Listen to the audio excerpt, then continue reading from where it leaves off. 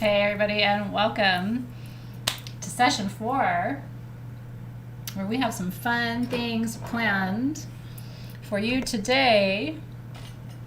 It's crafting day, and I hope you're ready. We are crafting a wand for you. So if you have your supplies, that's what we're doing, but that's not all we're doing today.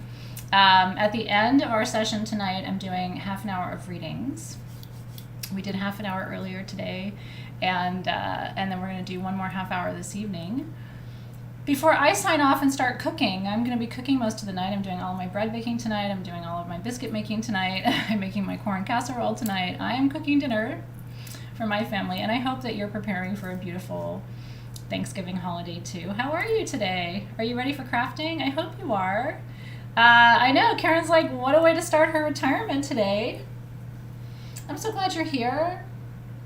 So welcome in, and yeah, I haven't seen my sister since the funeral, and she's here now. She just landed. I haven't been able to really see her yet. I will after class tonight, so I'm also very excited about that. She's going to be staying with me for a couple days, so it feels nice to have her around. It's going to be a challenging Thanksgiving, but you know, we're all committed to making it a beautiful holiday too, especially for the kids. It's very important. How awesome! I'm so glad. Yeah, so you're prepping for tomorrow too? Well, I'm the cook in the family, right? So if I don't cook, it doesn't happen. But I also love to cook. It's my stress relief. Like, I cannot wait to make biscuits tonight, and I make really good biscuits, so. But I digress. Session 4 has begun, and I'm so happy to be here with you and take a breath and get into the work, the medicina. Now, I have some teachings for you tonight too. You know me. I mean, I know session 4 is just supposed to be crafting. It's not supposed to be a teaching night. And I don't want to overload you with teaching, because that's what session 1 is, right? That's where we go through our worksheets and we really focus on and center on what the core kind of intellectual principles are for the month. And that's where I lay out, like, here's the alchemical phase that we're in, and here's what to expect from that phase. But I do want to kind of circle back. You've been doing it for 31 years, Tina? Me too. No, I mean, I have been hosting Thanksgiving and cooking the meal myself for the last decade, so I hear you. My mom stopped being able to cook about 10 years ago with her health. So this isn't my first year cooking, but it is my first year without my mama. I know. So anyway, yeah, my heart goes out to all of you who are missing somebody important at your table this year. Really, my heart is with you always. So, coming back, I do want to circle back because we are heading into the last month of soulship for the year, which is nuts to me. Like, we're in December, right? Like, poof, 2021 is going to be a memory. But we are also in the second to last stage of the alchemical process. So do you mind if I kind of bring you back to where we are in this moment? Do you mind? Just to kind of recenter you, because I really want you to set an intention, right, for tonight's work. I really want you to set an intention for this wand. And I see you guys, and I love you, and I'm holding the space for you too. I really am. So here's the thing, okay? So I want to dial it back and just say a couple of words on this phase, because the reality is I have done this alchemical work not just as your teacher this year. I've been doing this class with you, as if I was taking this class with you. I'm sure you probably realize that, right? And it's been beautiful and mind expanding, and it's also been challenging. What I've appreciated about, you know, being in an alchemy program this year is it's given me kind of a framework, and I hope it's done the same thing for you. It's given me a framework to understand what it means to navigate challenges in life, because the reality is you're human and you're going to encounter challenges, challenging people, challenging circumstances, challenging global environments, social environments, right? The human experience is a challenge. There's no kind of way around it. I don't know anybody, by the way, who just has a really easy life, even if it looks easy to you.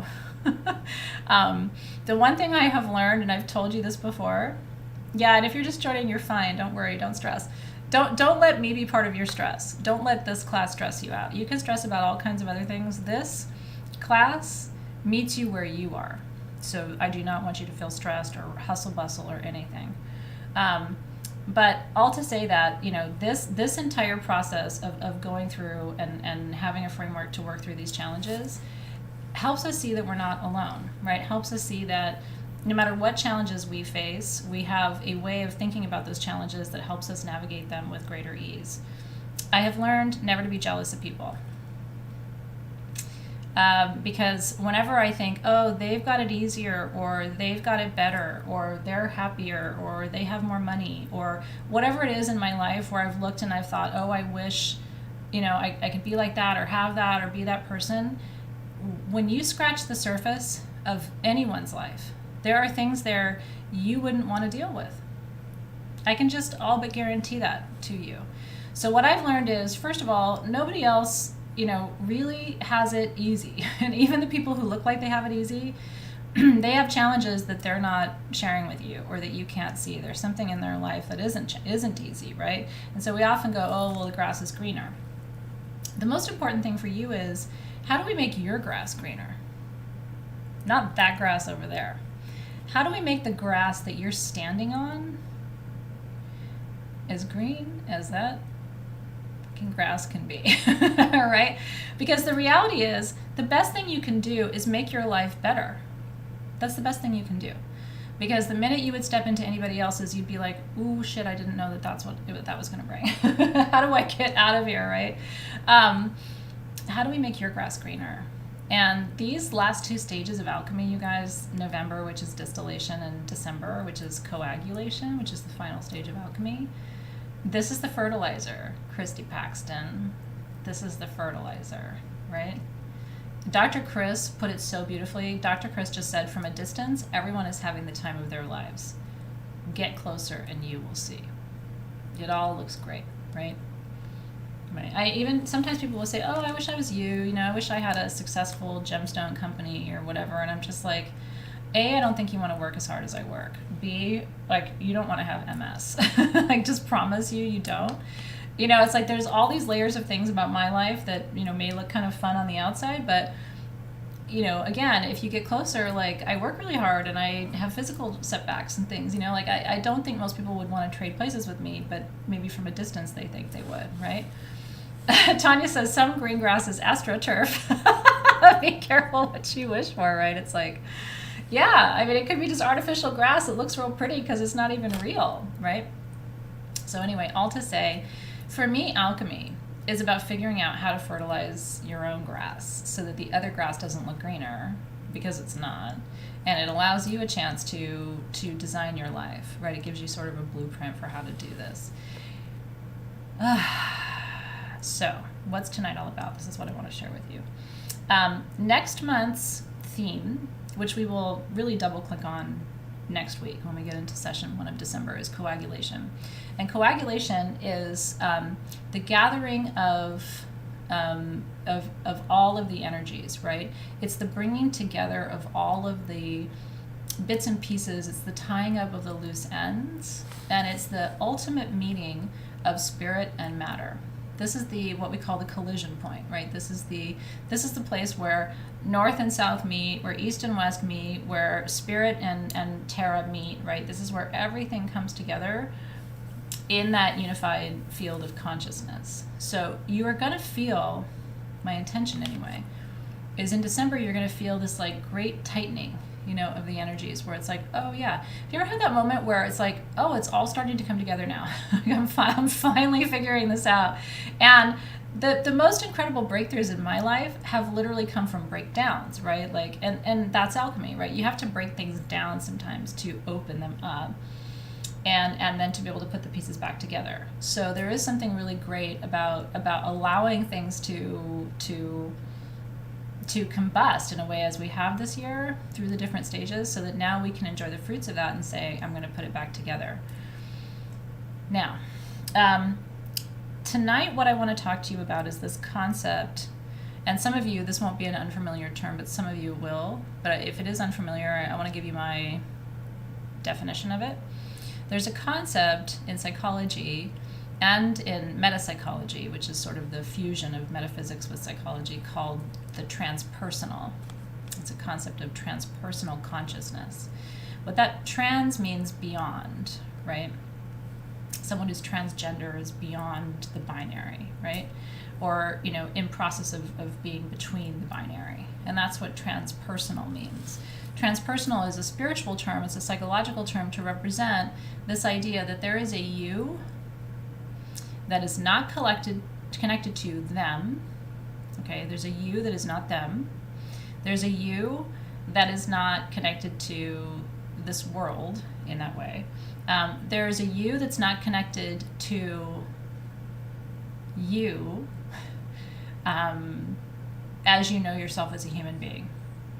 Okay, so there's a you, there's a big you, capital Y, that's not connected to little you, like me, Athena, right? There's a me that's beyond Athena. And there's a me that is not connected to the rest of the world. And so to that extent, there's a part of you that is not connected to any aspects of this human life that you're living. The pain, the fear, the anxiety, the responsibilities, the roles that you're playing, there's a part of you.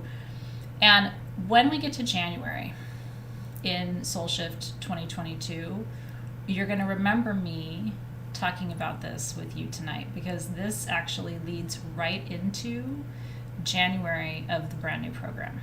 And all of the new program details, by the way, will be launched in mid-December. We're finalizing everything right now.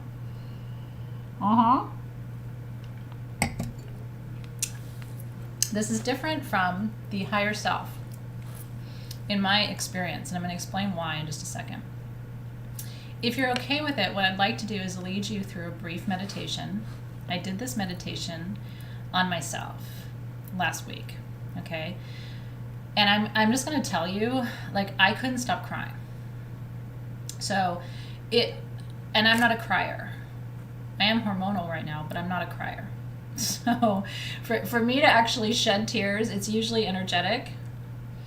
Are you guys okay with doing a meditation that could be a little bit emotionally deep tonight? I mean, I know it's like the night before Thanksgiving. Here's what I'll say. If you want to do it tonight, do it. If you don't want to do it tonight because you're like, I don't know if I want to go there tonight, I don't know. I mean, it's not session 3. We're not usually journeying.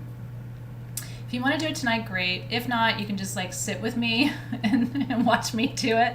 And then you can do it some other time. It's not a very difficult meditation, but it just gets in there. And I was surprised by my own reaction. I'm like, holy shit. Like I wasn't even saying anything, right? I was just leading myself through it internally, and I couldn't stop crying. So let's just do it. I know, here's Alexis, my Pisces, going, let's do it, right? She lives for this shit, and she does. She's got Scorpio rising, and she's got her Pisces sun, so she's here for it, right? You want to meditate? Hey, Christy Paxton, I see what you did there, and I like it. Ruth's ready, because she just did acupuncture, so she's ready to, like, acupuncture is like a primer for meditation, don't you think, Ruth? It's like it gets you ready for the work. All right, so anyway, Karen says get it on. So we'll do that, and then my hope is that we're going to craft from that place. Do you know what I mean? So I want to get you kind of soft, and I want to get you in touch with that transpersonal self, and then here's my vision. I want your transpersonal self to make your wand tonight. And if you're not making a wand, I want you to craft something or make something, even if it's just a cup of tea, okay? I want your transpersonal self to make you tea tonight, or draw you a bath, or pour you a glass of wine, whatever you like, right? Pour you some Dr. Pepper. That's what I have in my cup. I don't think I have anything else here, no. It's kind of a boring night. Does this make sense? Yeah, so Mackenzie says, I feel so irritated today. So let's work the energies, right?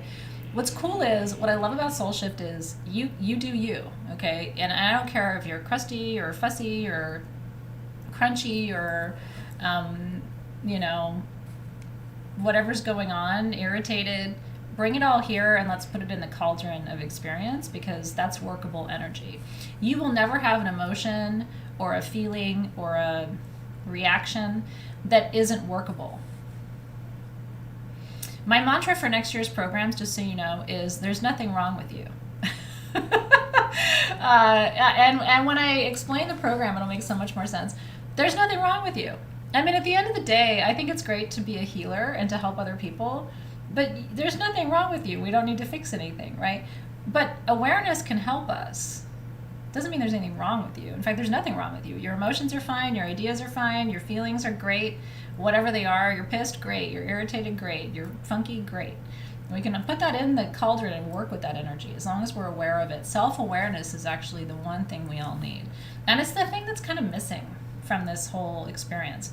So Bonnie's in the shower. Yes, you can participate from the shower. I can do it anytime, anywhere. So I love to meditate in the shower. Do you guys ever meditate in the shower? I take a salt bath every night before bed, and holy smokes, I mean, I will get myself flying in there. There's no wrong place, no wrong time. Shay's like, Athena, you know I'm a mess. But you're not, though.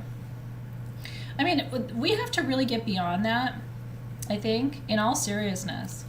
All of us think that we're flawed, or if we just could fix ourselves or change something about ourselves, then we'd be better, or people would love us more, or whatever. And it's like we really have to get beyond that. What we have to realize is we're preloaded with everything we need, and there's nothing wrong with you. You don't need any person. You don't really even need to be in this class. But I think we're attracted to experiences that raise our awareness so that we can have a fuller experience. That's what I think is true. You pray in the shower? I like that. But it's absolutely true. You are perfect in your own way. And yeah, I think if we start from that place of just really trusting that, there's nowhere we can't go. But we have to get over the whole, like, I'll be perfect when. I'll be happy when.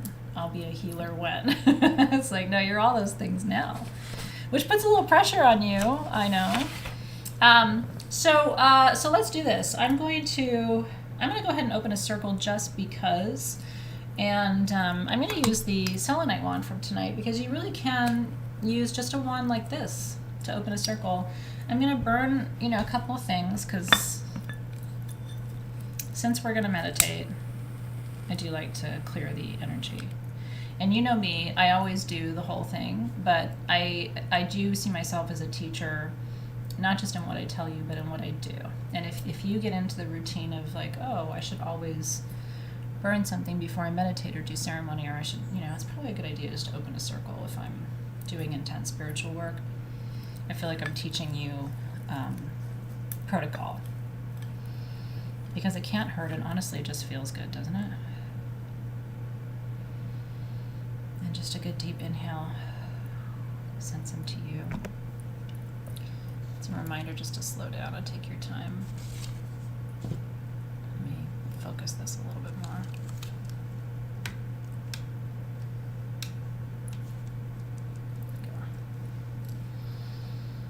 So just coming through the screen to you, take a nice deep breath there. Visualize letting go of anything that's too heavy for you tonight, letting that go into the smoke.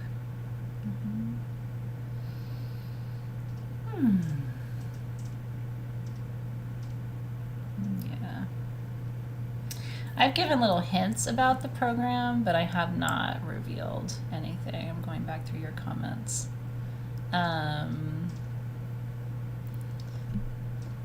Yeah, someone was saying it's much later that we're talking about programs this year, but everything had to be perfect, and it is now. It took us a minute to really finalize the direction for next year, but it's so accurate. So I appreciate your patience. I'm glad you're excited about next year. I'm excited about next year. I really, really am. And I'm excited too because we're going to be doing a second level of Crystal Masters. Advanced crystal healing starting this coming year, so there's some fun things afoot. Okay, so now that we've cleared the energy, I'm going to take my wand and I'm going to open the circle. I don't have any music playing tonight just because some of you said it was distracting last time and I didn't want to distract you, so while we sort through like the speaker situation, I just didn't have any music going tonight for that reason. Yeah. in case you're missing it. Okay, so I want you to roll your shoulders back, call your energy into present time. And what I mean by calling your energy into present time is notice the temperature in the room, bring your awareness to your body, see if you can feel and detect your heartbeat. That's how you get into present time. When we're not in present time, we're thinking about dinner tomorrow and, next week and next month and all those things. So to get back to present moment, focus your vision, connect to your heartbeat, see if you can get quiet enough to actually feel it or hear it. Start to notice the temperature in the room. Bring your awareness slowly to your body, right, to your physical self. So noticing your shoulders, roll your shoulders back, right, turn your head from side to side. Noticing your connection to the floor. These are all really easy techniques for bringing you into present time. And I'm going to advise you, just because it's going to be a brief meditation, I'm going to advise you just for a few minutes. I know you guys love the feed and I like it too, but I'm really going to encourage you, maybe take 10-15 minutes away from it, if it feels right to you. Just because I really would love for you to close your eyes for this experience. If you prefer to have your eyes open, which some people do, there's nothing wrong with that, because I always tell you to do what feels good. But I do think you might get more out of this experience if you really just shut your external senses off for just a couple of minutes. That's good. That's beautiful. I love it. Tina says, can we send energy to all who want to be here? Yes, if there's anybody who's not here and would like to be here in this moment, let's send that energy and just wish them all the blessings and the peace of the experience too. Yeah, and if you don't have the feed open, that's okay too. I always encourage you to do what you want. You know what I mean? There's no rules in this class, but sometimes I think the feed gets distracting. And sometimes I get distracting. So maybe just not even looking at me, just float away for a few minutes. Nothing to see here, right? And taking a good, deep, cleansing breath. Take just a moment to send your body love. I'm really feeling like I need to say that. On the inhale and on the exhale, and just really bringing your full attention to your physical body. And just taking a moment to say to your entire body, I love you. I appreciate you. I am here to look after you. I appreciate all the ways that you look after me. Just bring awareness. You can ask your body to give you a message here about what it needs, just while you're in this kind of softer place. While I ask all of the guides of the 5 directions to come and be present with us tonight, guides of the east, the south, the west, the north, and the spirit element, inviting you in for clarity, for strength, for healing, for grounding, and for magic. And just opening all those elemental doorways.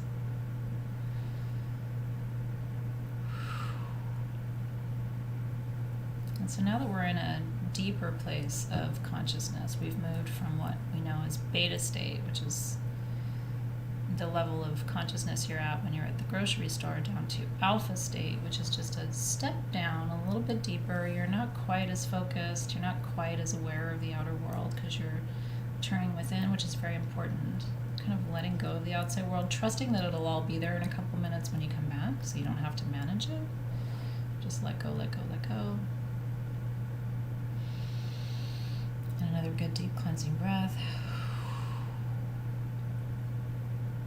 Now, I want you to bring all of your focus and your attention and your energy directly into your heart space. Remembering that your heart is the center of your channel, right? Your sushumna, which is the channel in your etheric body, your spirit body, right? Your field that holds the chakras. So that is the central channel that runs from the bottom of your tailbone all the way up to your crown chakra.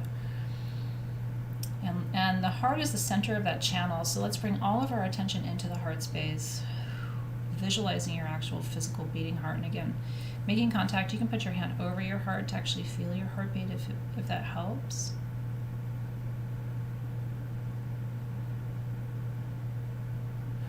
Remembering that your heartbeat was your first footprint on this planet, right? Like this was the first evidence that you were here, that anyone noticed.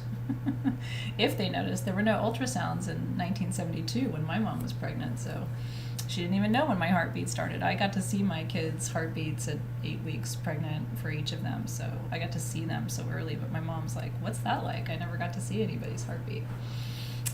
So if you ever had that experience, it's pretty powerful, but this is your first set of footprints on the planet. And it'll be your last, right? Mm-hmm. You'll take your last breath one day, and you'll take your heart will beat its final beat, right? And then that will be your last footprint on the planet. So it's this primordial connection, if you can hold that, of your extension, right? The extension of your essence in this on this planet, in this timeline, right? So this will always bring you back to what matters, to who you are. And that's what this meditation is all about, what matters and who you are. And so from this place, I want you to imagine that your heart is like the very center of an onion. It can be any color onion you like. I happen to love purple onions. But if you like a nice yellow onion, that's okay too. I want you to imagine that your heart is like the very center of an onion when you slice an onion. And that there's another layer over that, and there's another layer over that, and there's another layer over that, and it goes out, out, out, out, out in these concentric circles. Okay? And so we're going to start at that heart place, and from here, once you connect with your heartbeat, what we're going to do is we're going to start lifting off some of these layers from beginning to where you are now today. And it's okay to feel the energy of these layers being lifted. We're not removing them, but we're just allowing you to see that they are layers. So the goal of tonight's meditation is what's at the core of this onion that you are, and then what does it feel like to lift all of this off of you for a second? Do you ever think about what you're carrying around? Because once you're aware of all these layers sitting on you, then at any time you can play with lifting one off or two off and feeling again that really just the core of you is what needs to be there at all times. And it creates lightness in your being. And so bring your energy all the way into the heart space. And if you can, I want you to track that heartbeat back to its earliest beats on this planet. And let's cross some timelines, let's cross some years and some decades together and sort of rewind that tape all the way back to some of those first beats that heart took. You had just started this assignment.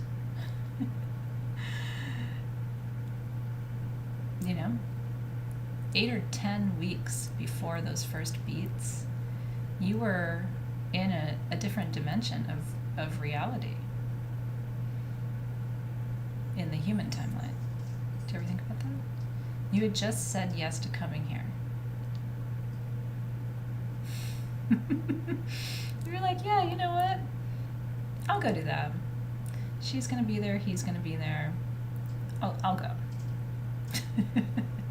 And so here you are, timelines of wisdom, right? Collapsing, collapsing, collapsing, collapsing into the tiniest version of you.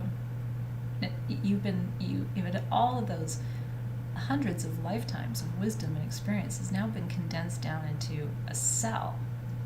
And now it's 2 cells. And then it's 4 cells. And then it's 8 cells. And now you've got this little tiny heartbeat. And you're starting to sense that you have a form, okay? And that this form is going to be associated with you for the rest of this contract that you've signed. So you're starting now to form an arm and a leg, and your spine is taking shape, right? And your head is now able to move freely, right? And you've got some mobility. So now you're expanding and you're growing, and you're expanding and you're growing. And now you're entirely reliant on this human that you're growing inside, right? All of us have this in common. We're all connected to, her umbilical cord, her food, her emotions, her lineage, her ancestry, right? You are half of her, but you are completely reliant on her, and you're growing and expanding inside of this container. And this essence of you, this novice you, has had no experience with this particular lifetime yet. You're just forming in these early stages. So I want to bring you back to this place, because this will be a touchstone for you. This is really, when we talk about distillation in alchemy, this is distillation. Going back to you without any of the obligations or challenges or stresses of this life, and just back to the pure agreement that you made to come here. And the pure innocence that you are, that your soul is, without any of its human impulses or conditioning or experiences or anything. Just pure you. Pure you. And take a deep breath there.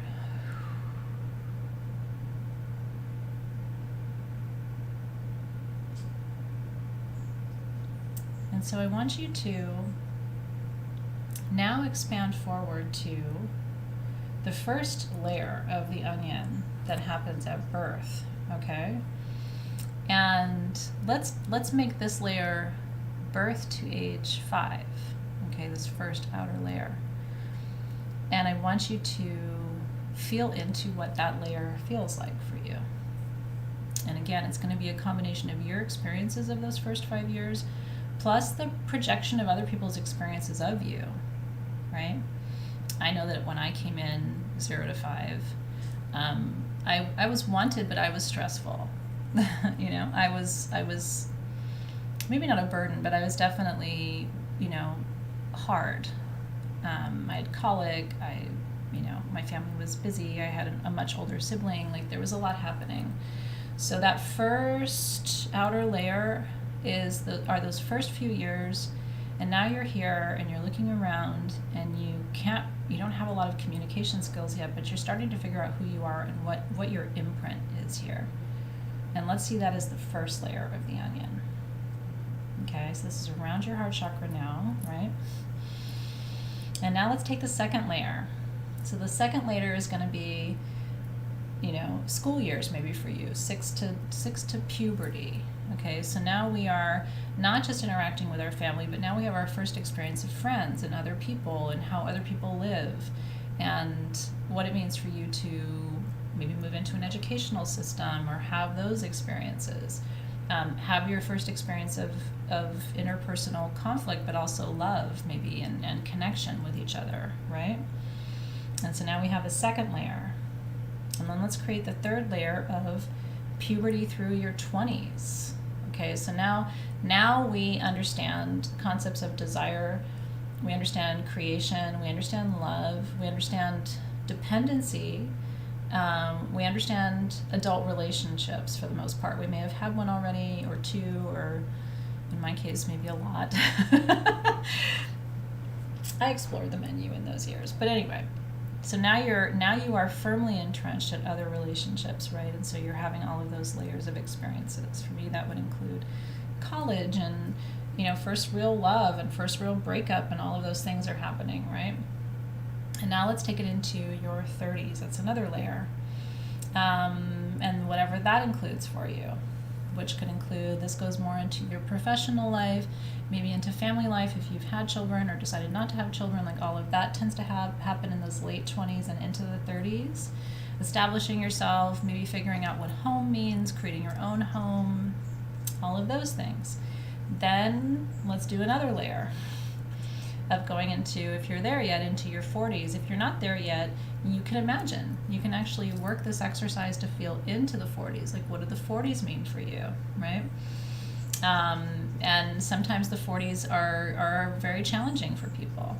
Their parents are starting to get older. They have more responsibilities, but less energy, right, to carry out those responsibilities. Kids are getting older, empty nester syndrome for some, right, all of that's happening. And then we can go into the 50s. And again, if you're not there yet, I'm not there yet, but I'm knocking on their door, and some of you are there, but if you're not there yet, feeling into the 50s. The 50s are the loss of our hormones, right? So now we are losing, we have energy and wisdom, but we're losing our connection to the primordial forces, to estrogen and testosterone, right? And so we are, in a way, coming back into alignment because we're losing some of the core forces that were operative in our life from puberty to this point. And then we go into the 60s with the final Saturn, second Saturn return, usually the final Saturn return for most people. Most people don't live to their third in their 90s. And so now in the 60s, we're completing that second Saturn cycle. We're learning the lessons of life. We're integrating the wisdom from those lessons and ultimately finding peace right inside of ourselves, ideally, of who we are and what we came here to do and what we can offer in the time that we have. And then we can project out to the 70s. The 70s is a cycle of integration. Where have I been? What have I done? And now what remains for me to establish my legacy, right? And again, these are loose timelines. So if you lost your hormones in your 30s or even in your 20s, or maybe you didn't lose them till your 60s, you can kind of be malleable and create your own layers. The 80s is, for me, a decade of wisdom. It's a decade of making sure you share your wisdom with your lineage, with your ancestors, so that it's carried forward. It's creating a space for others to be able to absorb that wisdom so they can integrate it and then share it on your behalf as you sunset. And then if we get to the 90s, we have one more Saturn return, which they call the calling. It's a calling home, right? So that is the final decade. And for most of us, if we get that far, is the final integration of your wisdom, so that all of those timelines can collapse and you can return to source from a place of completion, right? Being comfortable with the cycles and knowing that you have gifted the next generations the wisdom that you have to share. Okay. Now, here's what I want you to do. We've put all these layers on you now. Now I want you to have the experience that made me feel really beautifully overwhelmed. I want you to come back underneath all those layers. Come back down to the core, that little tiny you under all of that. It's like layers of blankets in a fort, right? It's like can't even see through the blankets anymore, right? And I want you to imagine that you can, with one movement, okay? I want you to imagine that just for tonight, you can remove anything, any of those layers that represents a role that you play for someone else. Okay?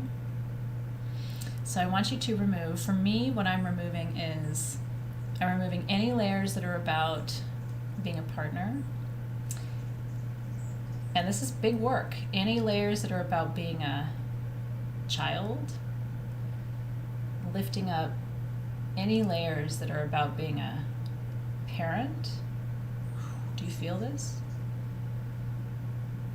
Lifting up any layers that are about being an employee or an employer.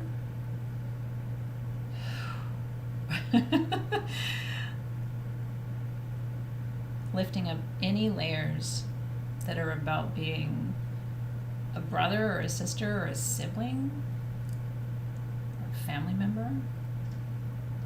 I want you to lift up any layers of your roles or your obligations to other human beings. And just for a minute, I want you to lift off.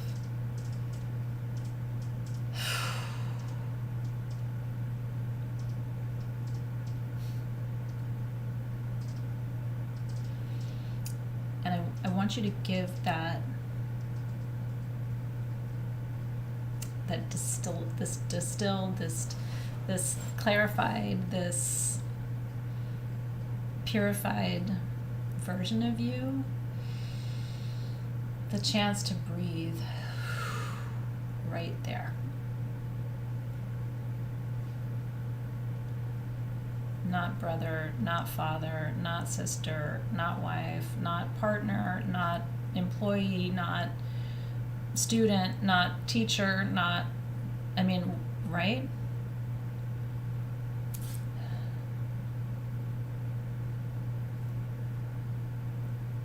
And just find your heart here. Find it here. And notice how that feels.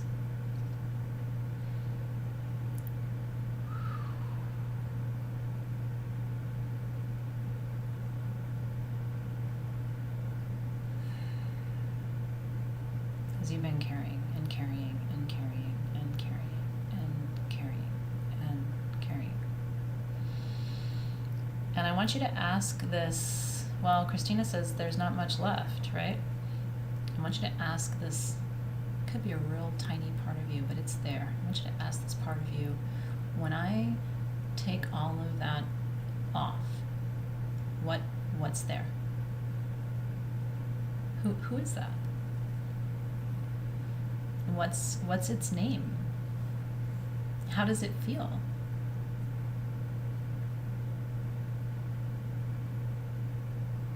What does it look like? What does it feel like? Is there a sense of anxiety? Is there a sense of sadness? Is there a sense of relief? Is there a sense of lightness? Like, ooh, there is a me under all of that, right? And I want you to ask this tiny, light, little, immortal part of you what it needs. What do you need? What do you want? Right? If we can, and again, we're just lifting, we're not removing, we're holding it right above, right? It's like, what is there for you? Peace, freedom, light, wisdom, loneliness, right? If we're used to kind of defining ourselves by and with these relationships, it can feel very lonely. Whereas some of us are longing for that communion, that holy communion with this little tiny sliver. Because that's what's true, right? And that part doesn't have any labels. Nobody's calling that part mom or boss or worker or student or teacher or partner, or nobody's calling that piece anything right now. So it just has the capacity there to sit and just to breathe. Just to breathe. Now this little part of you has the capacity to create healing in your body. This little part of you knows this system. But because you have all these layers sitting on top of it, it can't always operate. It's too much. The energy is too dense and it can't move. Do you know what I'm saying? I hope that makes sense. This little part of you knows how to move this system. It knows how to adapt, how to heal, how to grow, how to evolve, how to, align. It knows how to do all of that. But when you just, put 1,000 bags of concrete on it, it's like it can't do anything because it's so burdened by the layers, right? It needs to breathe. That's exactly right. Take a couple deep breaths here because this is very important for you. It's important for you to have an embodied experience of distillation. And this is the closest I'm going to be able to bring you before we move on to coagulation, right? Which is the coagulation phase in December is about allowing this little tiny light body inside of you to merge with what is outside of you in a new way, in a good way, in a healed, unified agreement that's functional, right? That's exactly right.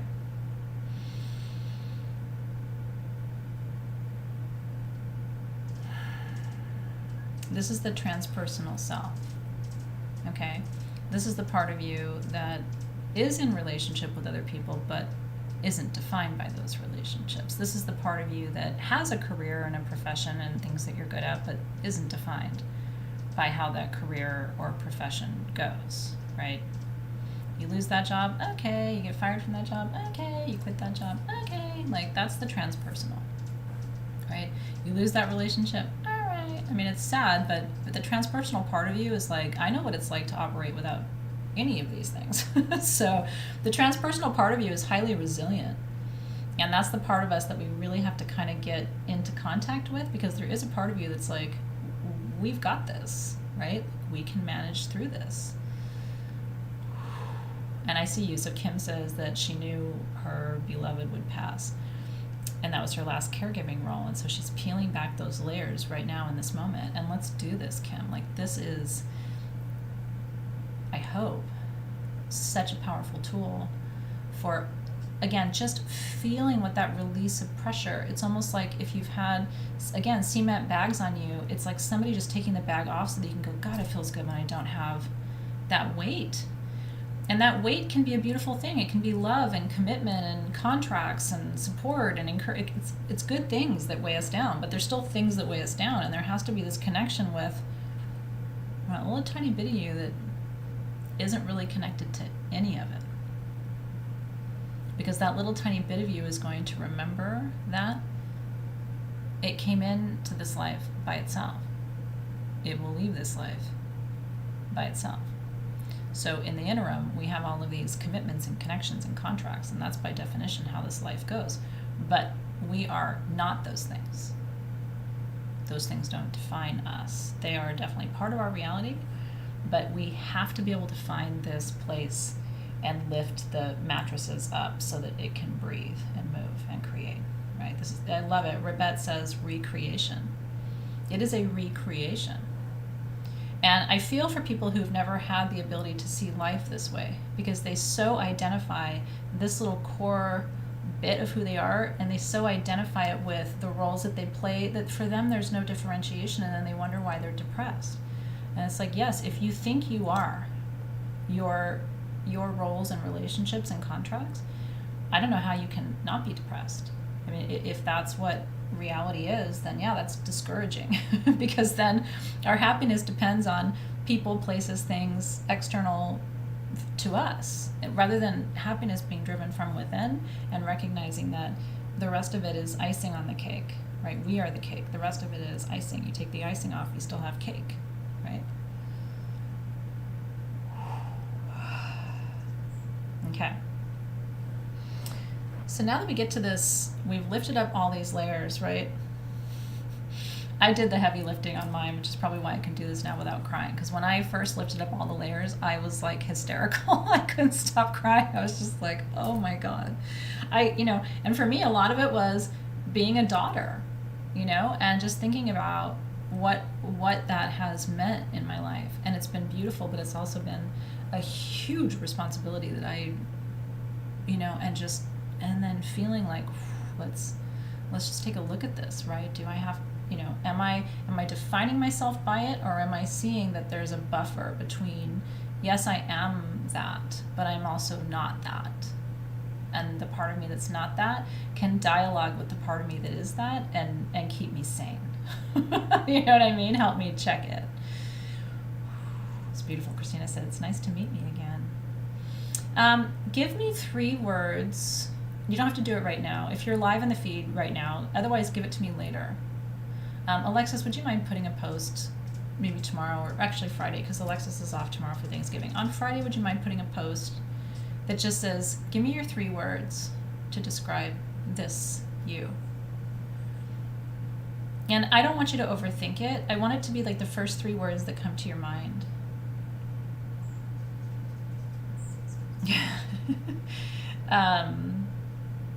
For me, the first word that comes to mind is light. There is a lightness in here. I mean, like a physical lightness. There's a density above me, and there's a lightness here, and I appreciate that lightness because the density above me actually needs it. Does that make sense? The amount of density above me and around me needs my lightness. Some parts of it feed from my lightness. So I have to maintain this in order to maintain this. Otherwise, this doesn't get what it needs and I don't get what I need. So both of these have to be there, right?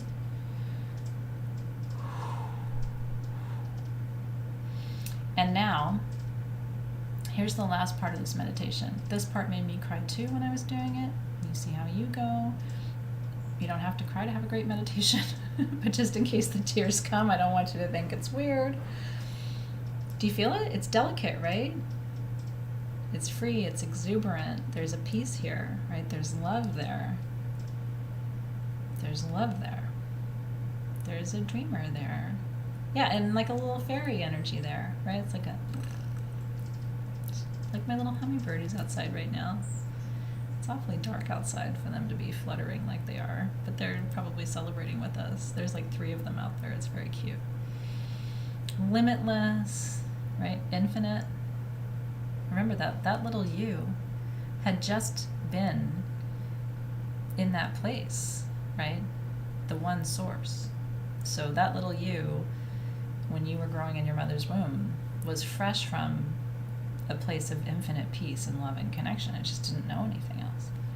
If you believe what I believe, which is that's what we go back to. So it had no idea about all this human stuff, except its resonance of other lifetimes, right? It's vulnerable, right? It's soft. Yeah.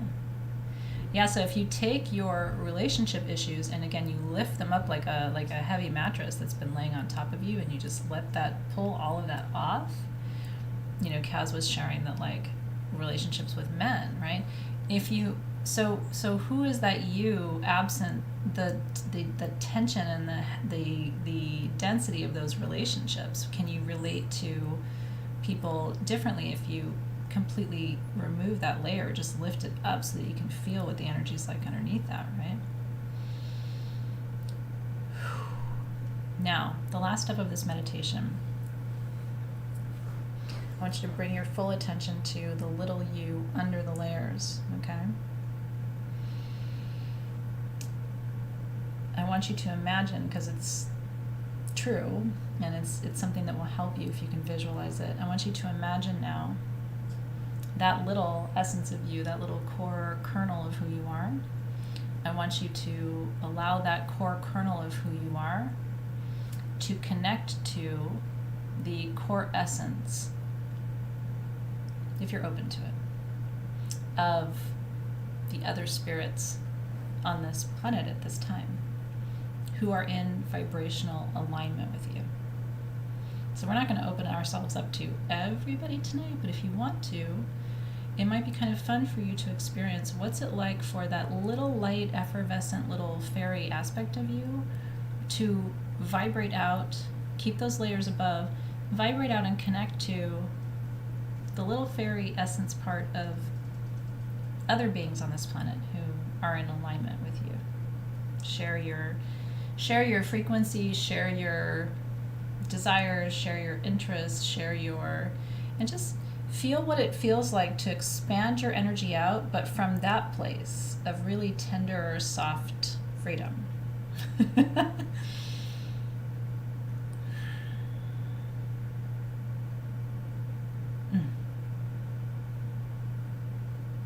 like, oh, I can find you there. I can really find you there. And it's not about, how I know you in this lifetime, right? It has nothing to do with that. Isn't that good stuff? It's not about, oh, I know you because you're my student, or I'm your teacher, or I know you because you're my neighbor, or I'm your kid's friend at school, or my daughter's friends with your daughter, or whatever. Because we lifted all that up. It has nothing to do with that. It's just the fluttering of your little spirit and you bravely reaching out and allowing yourself to flutter next to. And here's the thing, you're not going to know their names or who they are or what they do or anything, because that's irrelevant.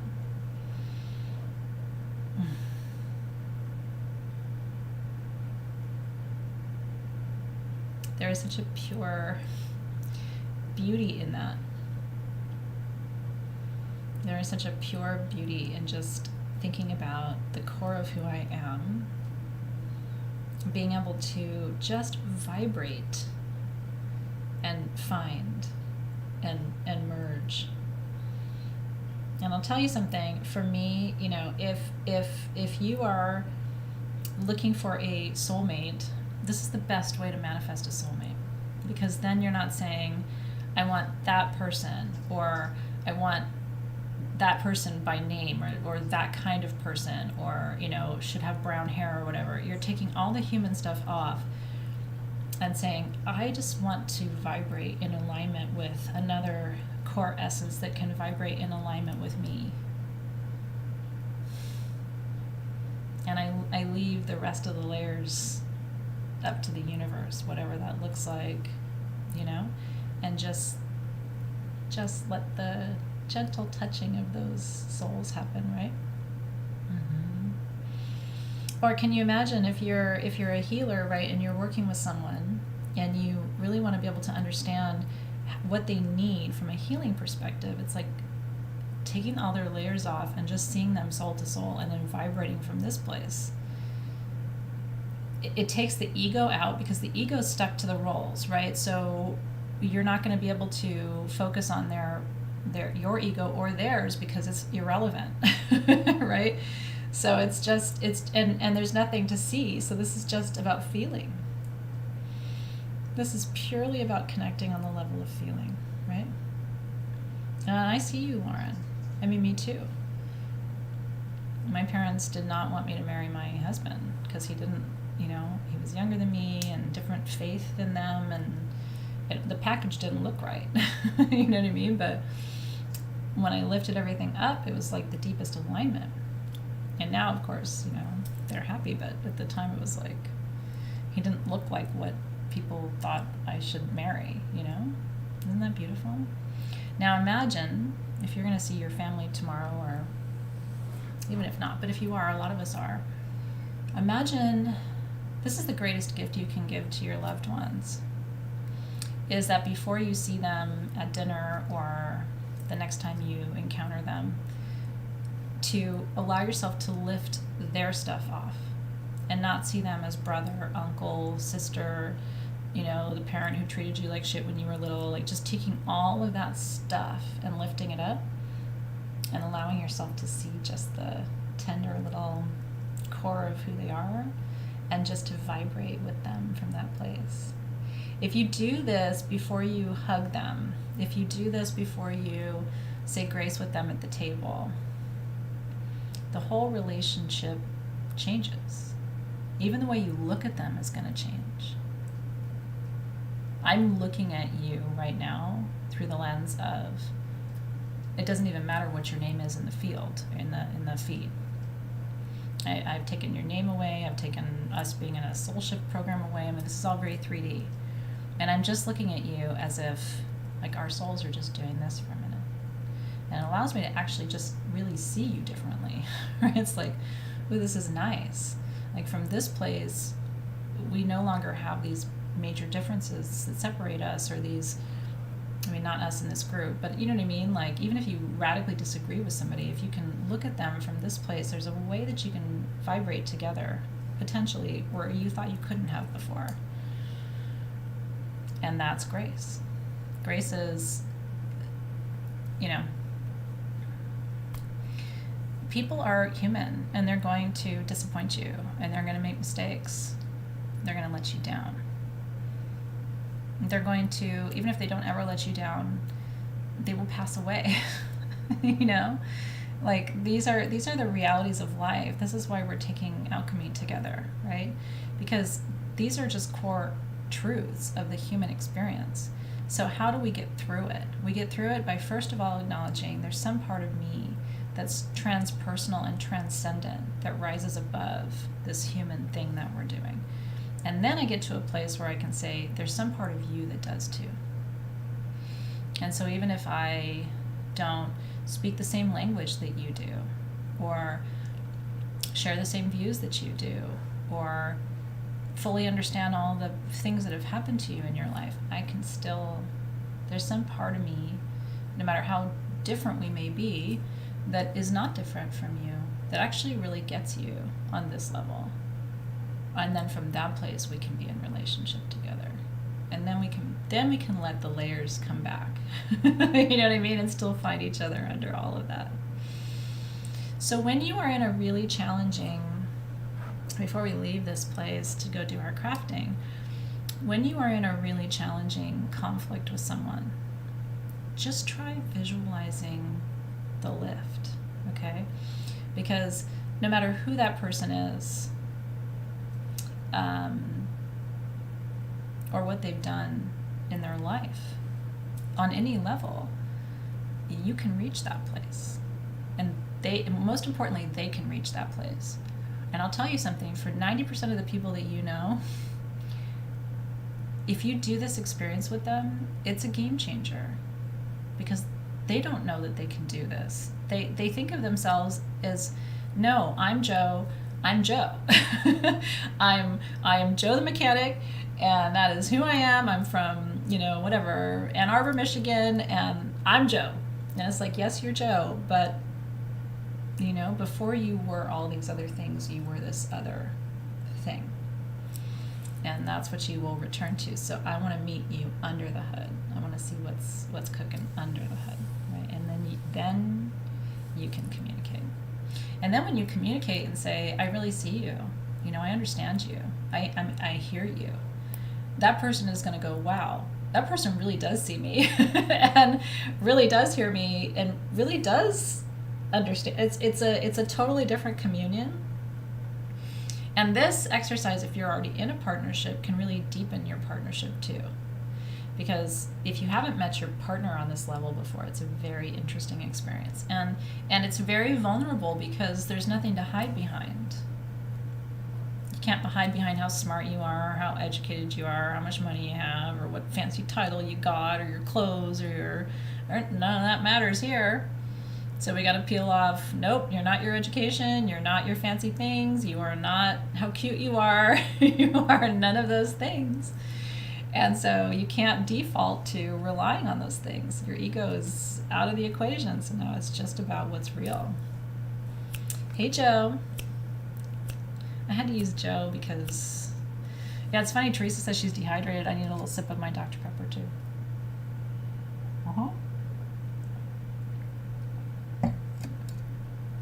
Lift up. Talk down here. You'll be amazed. Then when you come back here, that's never the same again. Because you know now. And they'll never look at you the same way either. And if you teach your kids this, I'm teaching my kids this in a way that they can understand, because they're not at your level. So I can't do this exercise with them just yet. It won't be too long. But what I have taught them is, when you think about who you want to be friends with, why do you want to be friends with them? Is it because they're older, or they're got a cool hobby, or they're one of the popular kids, so everybody wants to be friends with them? You got to lift all that up and say, no, this is somebody I want to be friends with because I trust them, or they've been there for me, or I feel an emotional connection to, there has to be something there, not just the superficial, right? So I'm starting to teach my kids to look under here a little bit. Okay. So let's make a commitment. Bring yourself back to that heart space. That you are going to talk. You're going to stay in dialogue with this little party rocker inside of you, who isn't all the things that you identify with, right? For me, she's not Sage Goddess, she's not mom, she doesn't have a PhD, she's not married, she doesn't have children, she, right? She's just the essence. And so I need to see her, because as soon as I start focusing on all of those other things, I'm ignoring her. Those things are irrelevant to her. She didn't bring them here, and she's not taking them when she goes. So she's like, that's what we are? Right? Whew. Yeah. That little party rocker, who's not really a party rocker. Yeah, Bonnie, if you're having gas, congratulations. So I usually yawn. The body only, this is helpful for you to know, the body only knows how to release energy by crying, shaking, farting, burping, yawning, or sweating. Those are really the only way the body knows how to release energy in an autonomic way that doesn't require your permission. So some people get really gassy, they'll burp a lot. One of the healers I work with, he burps a lot. I yawn a lot. You can get really shaky, you can get very cold, you can get very warm, your body temperature will vacillate. That's how you know you're moving energy. So you kind of have to go with that flow. You're among friends, so I know. Now, let's slowly let those energy layers come back. Right? Okay. But they don't have to come back the same way they were placed, right? Like, it can be a little lighter now. It can be a little easier now. It doesn't have to be so dense. Like, as you let the mom layer or the boss layer or the employee layer or the partner layer or the sibling layer or the child, like, as you let those layers come back down, let them land a little bit more softly in you. Recognize that you are those things, but those things are not you. Maybe if you want, make a little additional layer of essence, you know what I mean? Or you can call it the buffer, and lay that buffer layer between that core essence and mom, that core essence and sister, that core essence and daughter, that core essence and employee, right? Like, make a little set of buffers in your field so that you don't have to, it doesn't have to come back. Yeah, Karen's like, I'm leaving room. It doesn't have to come back and feel like cement bags came back. Don't let it land so heavily on you this time. Those layers on you have an expiration date. They're not permanent. Doesn't that make you think about them a little bit differently? So don't take them so seriously. And don't make that little person, sit like this underneath all of them all the time, because that little person is like, well, shit. Right? Lisa's asking, what if the first layer was so difficult she couldn't go further? And what I would say to that is, some of those layers are thicker than others. I had trauma in junior high school, and that layer is real thick for me, and it took years for me to be able to move that energy around without feeling like, again, like it was a weighted blanket. You know what I mean? I'm not somebody, by the way, who likes weighted blankets. It's really funny. Everybody's into them. My friends love them and swear by them. I can't even spend 5 minutes under a weighted blanket without feeling like I have to escape. I do not like the feeling of dense energy on my body at all. I don't like clothing.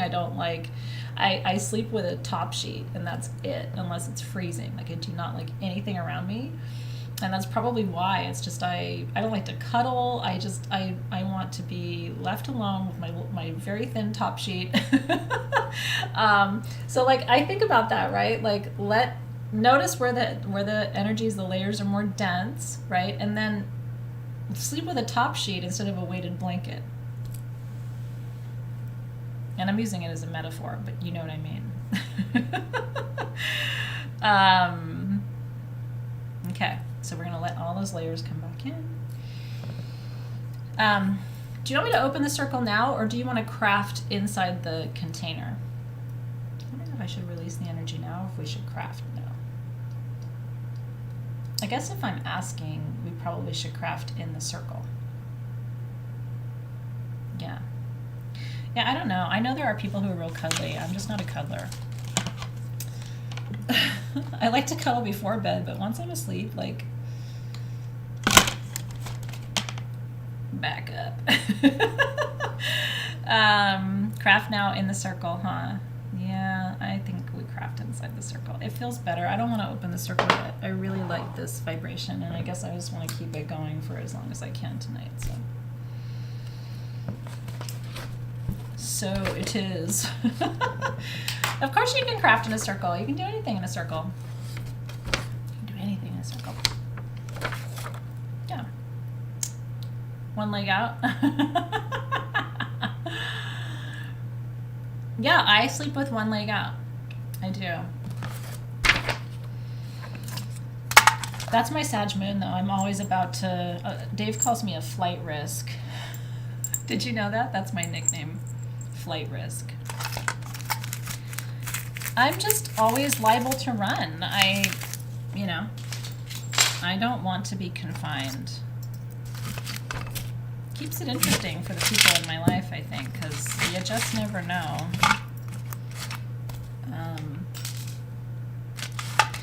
I can't remember which relative of my mom it was. I really can't remember who it was. I think it was my grandmother's aunt, somebody.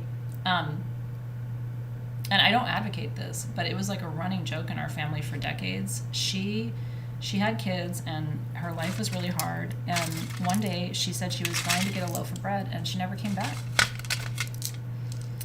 And the rest of the female relatives got together and they raised the kids, but she just never came back. And my mom used to say, one of these days I'm going to go out for a loaf of bread. I still remember that.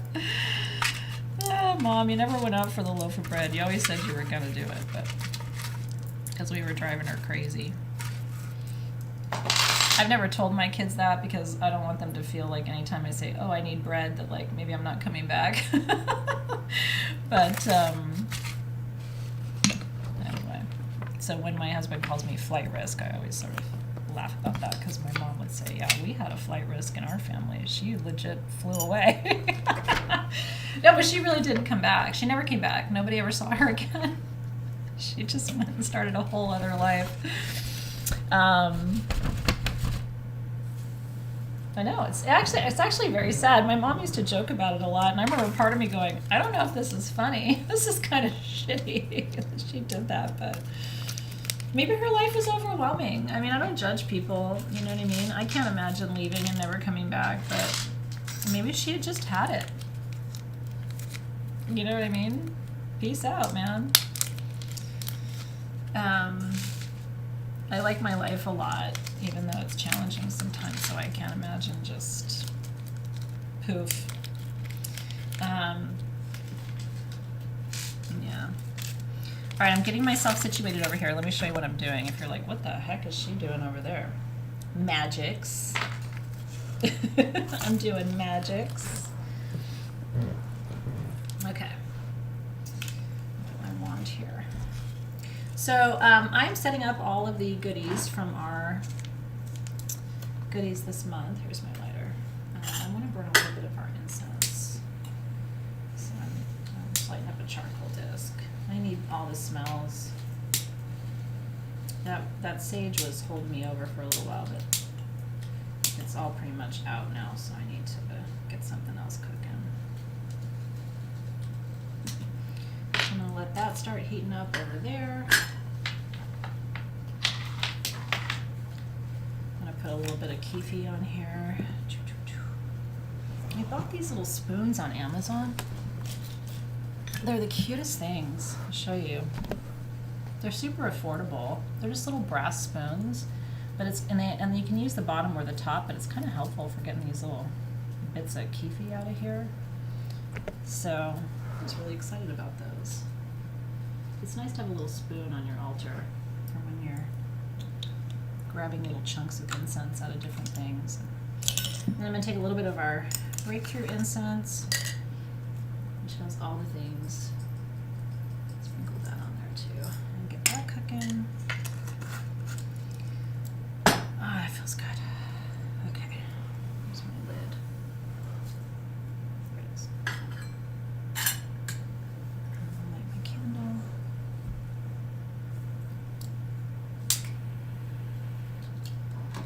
Okay.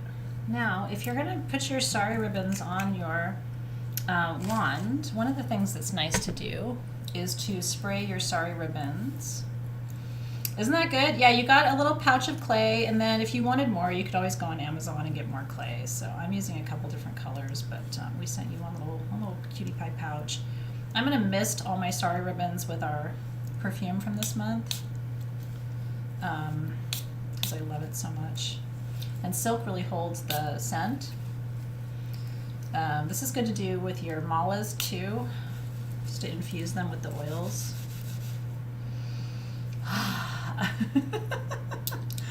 So good, so good.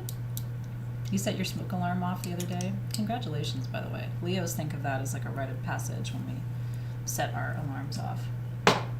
You're not an official Leo until your fire alarm has gone off in your house because you're burning shit. You're not official yet. You didn't get a sari? Oh, that sucks. We can always send you one. You should have gotten a piece of sari in your goodies. Okay. Now I've got a glue gun here because even though you don't have to glue this this particular kind of clay to your wand, you do need to glue your stones. Otherwise they'll kind of pop off.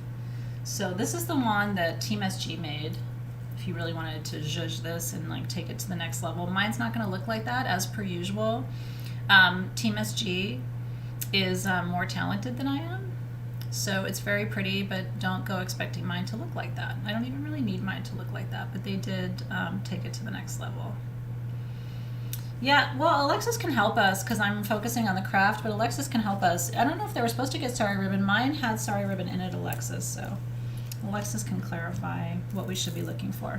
The one thing I'm going to be using tonight that what did not come in your kit, but if you decide you like this craft, yeah, so stay tuned. Alexis is here. She'll help you guys out in the feed with the sari. Oh, well, actually, Rachel sent me Starry ribbon, guys. Sorry. So I thought it came with your kit. Might be better for Team SG not to send me things that that students don't have, Alexis, because this is what was in my bag with my selenite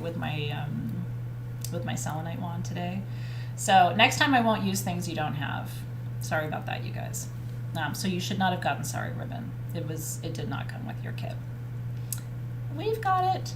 I will let Rachel know because I shouldn't use things that you don't have without telling you that. Now this is one thing you do not have. If you decide you like this craft, I'm going to encourage you to get one of these. These are little wood stamps. And when you're working with clay like this, when you press it on your wand, it makes the pattern. Do you see? And there's nothing special about them. They're really affordable on Amazon. I can link you to this set, which I bought. I think I paid like $5 or $10 for it. And it's just a little set of wooden little blocks. You can print fabric with these. You know, you can dip it in ink and print with it, or like use it like a stamp. But these I got on Amazon. They were super, super affordable, and these are fun for making impressions on clay. So if you do decide that you like this craft and you want to do this again, this would be something for you to consider adding to your collection. Okay, so you're going to see me use this. Now I'm going to come over, and I'm going to go into a little bit of a trance here. You should have gotten chipstones. That I think did come with your kit. So what I want to do with mine, I'm going to start with purple tonight, because when I think about my core essence and like the core of who I am and what really matters to me, who I feel I am at my core, purple has always been my color. I'm going to start by taking a little bit of my purple and I'm going to place it over the top of my wand. And I think I'm going to bring it up actually over the top. So I want to put a couple of crystals on the top of my wand too. And the reason I like the little molding tools is, first of all, you don't have to bake this. This is no bake clay that we sent you. And if you get fingerprints on it, that's pretty too. It's kind of like your signature. But then what you can do, I'm going to take my flower print. Let's try that first. What you can do, when I did this earlier, it didn't stick like that. I think I let it dry a little bit, so let me let it dry just a little bit before I use my my tool on it. What you can do once it dries a little bit is just sort of press your pattern into it with your stick, but it does need to seal up a little bit and harden before I do that. Okay. So before I do that, while I let it dry, I want to set an intention for this part of my wand.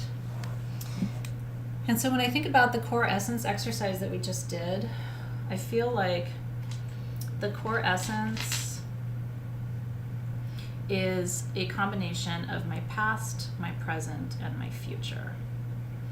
So what I'm going to do is I'm going to lay 3 quartz points into my wand. And what I do is I position them first and then I glue them in. And you can use any crystals from your collection, you know, chipstones from old crafting sets that you might have. So now that I've got those where I want them, I'm going to pull them out briefly, just put a touch of glue so that when they settle in there, they stay.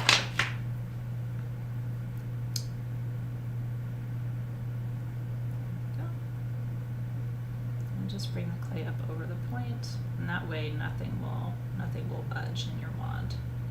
You don't have to do the glue step, but what I found is if I didn't glue them in, they didn't stay, like, you know,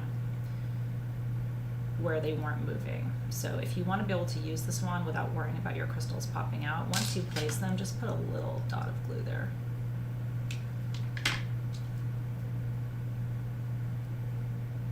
And then just move the clay around it. Now you can also take glitter, and Team SG did that, where you can take a little bit of like metallic powder if you have that in your crafting, like embossing powder. You can also, and I'm going to do this instead.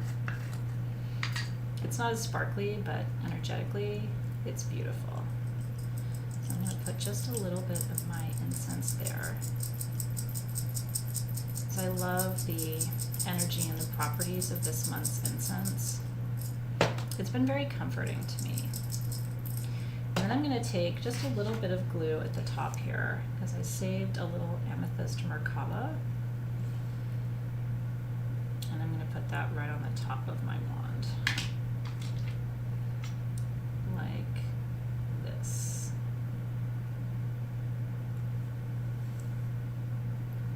Kind of did that out of range of the camera, didn't I? So I sprinkled my incense. I placed a amethyst merkaba in the top. And I like it because you can kind of see it poking out from behind the quartz points. Isn't that fun? Is there a trick to adding the glue for the smaller chipstones on top of the clay? No, just be delicate. And honestly, if you don't want to use a glue gun, you can also use E6000, which will allow you to put kind of a tinier little drop of glue. You know what I mean? So it's not as... I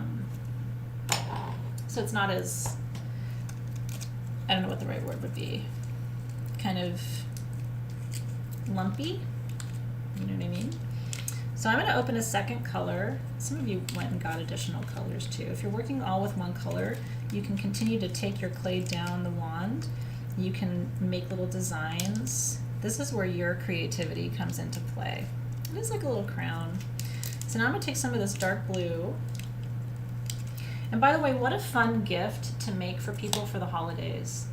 They will be so blown away that you made them a wand with your own hands and your own crystals, and you don't have to bake it. Usually when you're working with like a polymer clay, you have to bake it in the oven. This will harden on its own just by being exposed to the air. And that's why I was saying I'll be using the little tools a little bit later to put the patterning in, but it needs to dry a little bit. So what I'm going to do here, I found a piece of this little sodalite chipstone that I really felt connected to. Where did it go?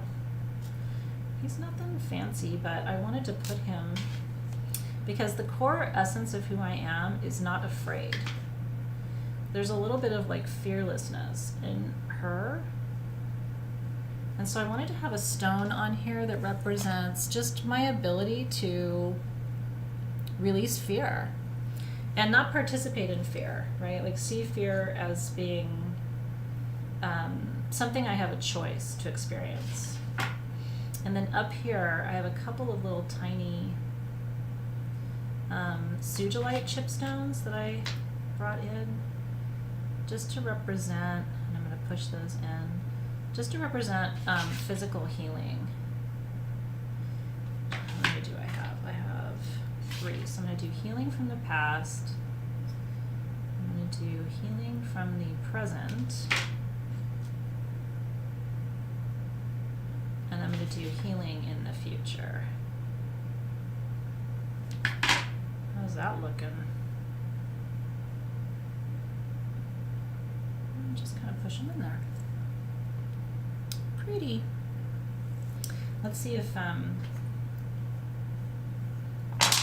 it's ready for me to take a tool to it. I wonder if it's easier if it has the incense, if it's drying up here yet. Oh, it is a little bit. So do you see how, that's not the right tool to use, but do you see how, look? You see how once it dries a little bit, it really takes the pattern? Isn't that cool? And so you just press and press, and that's like a little Fibonacci. Isn't that cute? Now, some of you are super artistic. You can probably do that without a tool. I am not artistic, and so without a tool, that would not look like a Fibonacci. It would look like, I don't know what it would look like, but it would not look good. So I need the tool to do that. And then what you could do is, if you have embossing powder, which is just like glittery little, or you could use eyeshadow, you guys. If you don't have embossing powder, just a little bit of gold. Do you have gold eyeshadow in your palettes? Take your little fine makeup brush and just a little bit of gold on there. You will not believe how it makes this pop. And then you can change up your patterns if you want. I don't feel like I want to change mine. I really like having the incense on mine, so I'm going to add a little bit more incense to the blue before it dries. Because this becomes like a medicine piece. And I love the idea of incorporating your herbs into your crafting. So, now my intuition is to come back to my purple clay. So, I feel like this is going to be, I'm not sure where it's leading me just yet, but I feel like the next layer needs to be purple. Okay, so I'm going to bring this one down. And again, just, you're still in the container, right? You're still in the circle. You're still connecting with that inner part of you, that inner wisdom, that inner child, that inner purity of your soul's truest essence. So you're still connecting there. So ask her or him or them or it, ask what this next layer needs to represent. Right? And then feel into that and see what kinds of crystals or adornments or messages need to be conveyed here. Now, for me, not quite ready for that yet. Actually, yeah, I feel like it might be ready for that. Let me take it to the next layer down. So I'm going to do another layer of blue. Put that on there. And I'll show you what I'm seeing in my mind's eye. How are you doing? Ooh, I love it. Janine painted hers blue with gold glitter. I want to see this. I want to see it. You guys have to post pictures. I get so inspired when you post your pictures.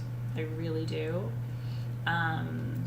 Because, you know, so many of you are just crazy artists in your own right. And so I always wait to see. I always tell Alexis, like, watch. They're going to take this to, like, the next level. We start you off, and then you guys kind of go from there. Now what I'm seeing in my mind's eye is that this Faden quartz needs to go down the center. Let's see, I want to do a pattern on here first. Let me go back to my, I'm going to do a little bit more patterning on here because I'm really feeling these. So see, that one wasn't dry yet. You got to wait till it's dry to start doing your, I thought that would be dry enough. You could use glitter, by the way, too. Instead of shaking your herbs, you could use glitter for sure. Let me do the pattern up here, though, because it is dry enough to take it there. I'm going to do a pattern there. Ooh, that's pretty. Isn't that pretty? And then I could do like a purple eyeshadow. Okay, and then I'm feeling like this crystal. It's a really long, funky Faden. Funky Faden needs to go there. Okay. Well, that looks good. I mean, I think it does. I'm happy with that. Now what I'm feeling is I'm going to go back to the purple for the rest of my way down. And one package should actually be enough to do your whole wand from start to finish. If you're doing like a monochromatic. And I would encourage you to work with the color you got, because there's probably a message in there or some medicine in there for you. If you got green, heart chakra, right? So there must be something in there for you. I'm working right now primarily on the upper chakras, especially in relationship to our classes next year, which I'm actively working on and researching and planning right now. So this is kind of like going to be my talisman for that work. So I'm going to bring my herbs in, shake it on down. I'm going to see if the top part is ready for patterning. Almost. Let's see on the other side. Yeah. Nope. Almost. I need to let it dry just a little bit more. So I'll come back to that. And then this part down here feels like needs a little. What does it need? I'm feeling like there's some solar plexus situations. Yeah, Alexis can tell you what the clay name is. I'm trying to remember what the official name of it is, but Alexis has that, so she can. So I'm going to take some pyrite dust, just a little bit here, and press it in. And you should have gotten, I think you got pyrite dust. Now I'm hesitant to say that because maybe you didn't, but I think everybody got little chipstones. You should have gotten a couple of chipstones with your kids. I'm going to press those in.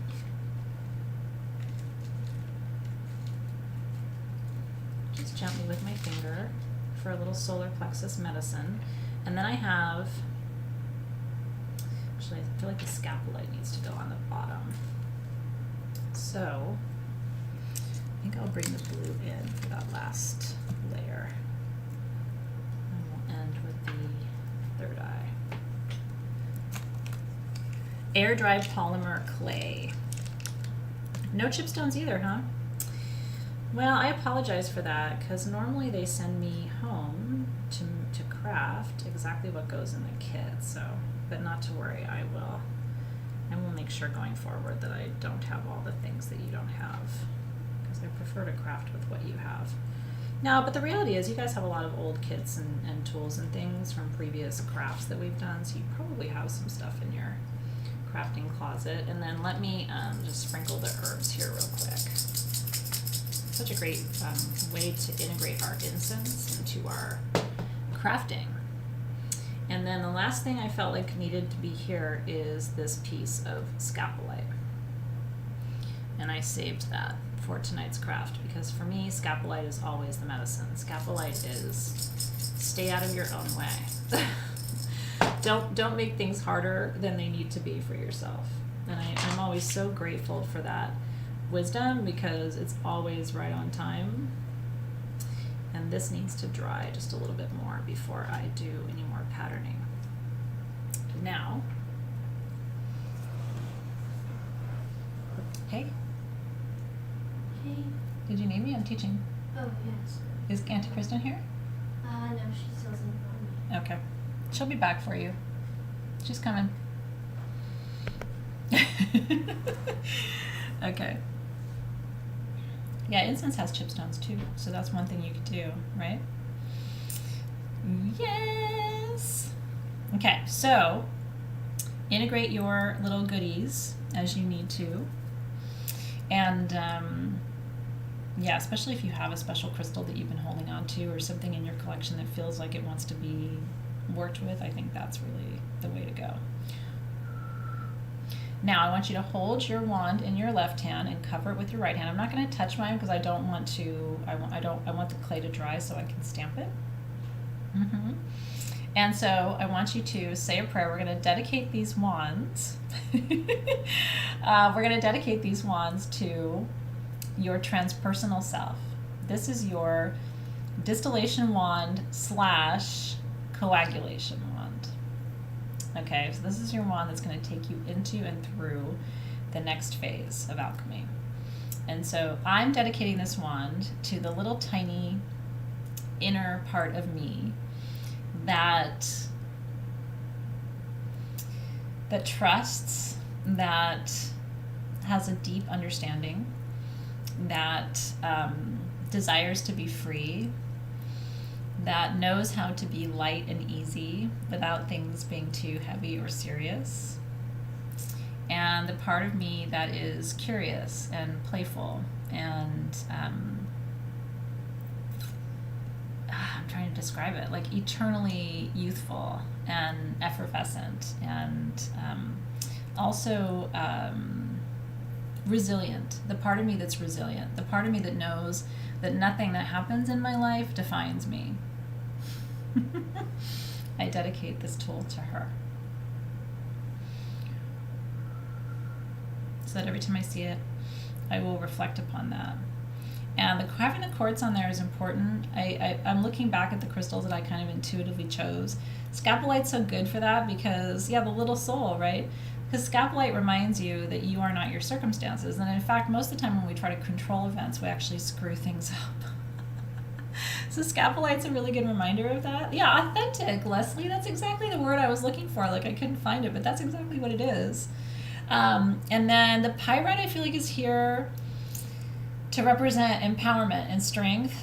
The quartz is there to be programmed with this intention. The sodalite there is to represent fearlessness. The sugilite is there to represent healing. The quartz represents the past, the present, and the future of healing.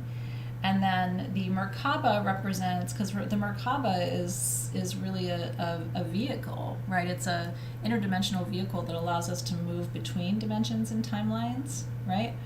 So I'm going to also hold space that Merkaba will give that little part of me this capacity to move freely without being bound by her circumstances.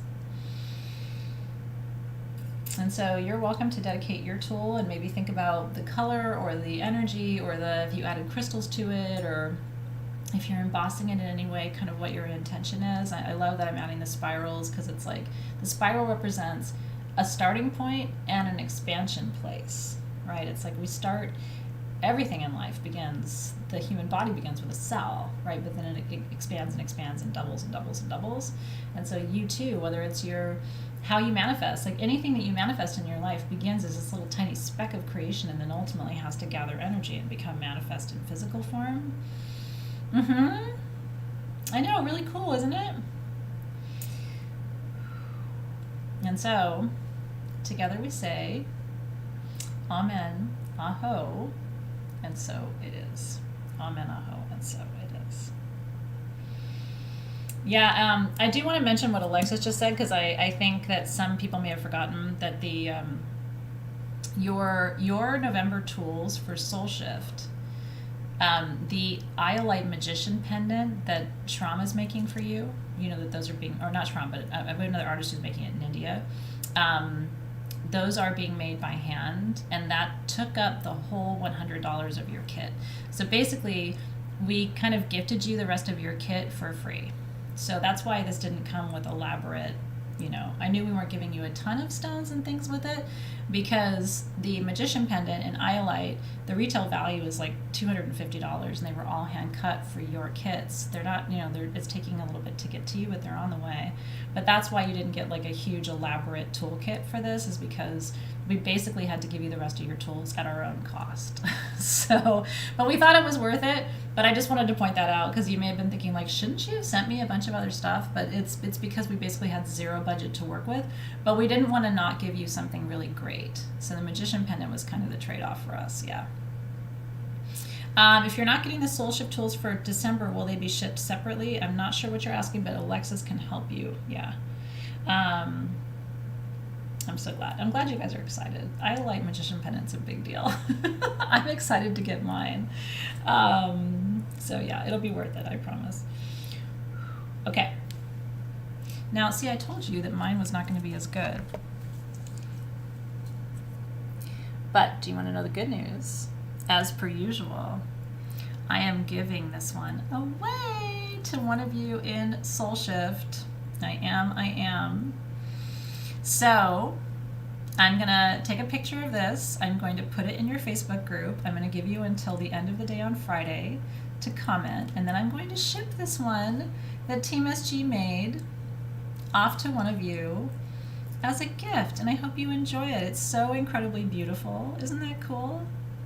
So if somebody didn't get your tools, you're gonna get the ultimate wand. I think it's so beautiful. It's much more beautiful than mine. So just be sure you go into the Soul Shift Facebook group sometime before Friday. Mine has my energy, so it feels good. It feels very connected to me and to the work that I'm doing right now. So I'm very happy with mine. And I feel like at least one of you, I'm just going through and doing the little stamping, at least one of you, it still needs to dry a little bit, should be working with that other tool because it's so incredibly beautiful. Team SG did such an incredible job. And cheers! And I'll show you what I'm doing around the, just in case you decide to do this kind of craft. It's so fun. Like you can even just come in on the sides a little bit. You see? And like make a little leaf pattern down the sides. Like if you're doing this all in green, and you could actually put like flower petals. There's so many different ways to get creative. You could do little flower petals. There's a little flower pattern on there. And so anywhere you put it, it just leaves that little mark and that indentation, and I think it's super pretty. It gives it a little personality. Isn't that fun? In addition to your own fingerprints, which, like I said, are always a blessing. Crafting in a circle. It's a different experience, isn't it? I hope you enjoyed that. I really do, actually. Mine is still drying, but I'm going to close our circle with it. Gently. All right. And we will release the guides and the guardians. E6000 is good if you don't want to use a glue gun. Yeah, it just takes a little longer to dry, but it's a great alternative if glue gun land is not where you want to be. Cynthia Tawny. The stamps are fun. You should have them in your crafting closet. Oh, I love that. I'm so glad you guys were here tonight. I know it's a busy time of the year, and I know it's not easy to get away for 2 hours for class, and so I just want to tell you I'm really happy you were here tonight, and I hope you enjoyed our meditation and a little bit of crafting, a little bit of dialogue around what it means to engage the transpersonal self, which is the final step in this penultimate phase of the alchemy process. You know, it's good stuff. I hope you feel a little lighter this evening going into your whatever you're doing for the rest of the weekend. Yeah, no, we're going to do readings, but I'm going to end class, and then we're going to start readings. Ariana, some people can't stay, so I want to be able to say goodbye to those of you who do need to go, and then I'm going to stay for myself for 30 minutes. Alexis is also going to sign off. So let's release the guides and the guardians who've been so patient with us this evening, holding the space. So let's thank and release the guides and guardians of the spirit realm, the realm of ether, the realm of magic. Thank you for attending our ceremony. Thanking and releasing the guides and the guardians of the north for their protection, the guides and guardians of the west, releasing them for healing and nurturing. Thanking and releasing the guides and guardians of the south for courage and strength. And then thanking and releasing the guides and the guardians of the east for clarity, for vision.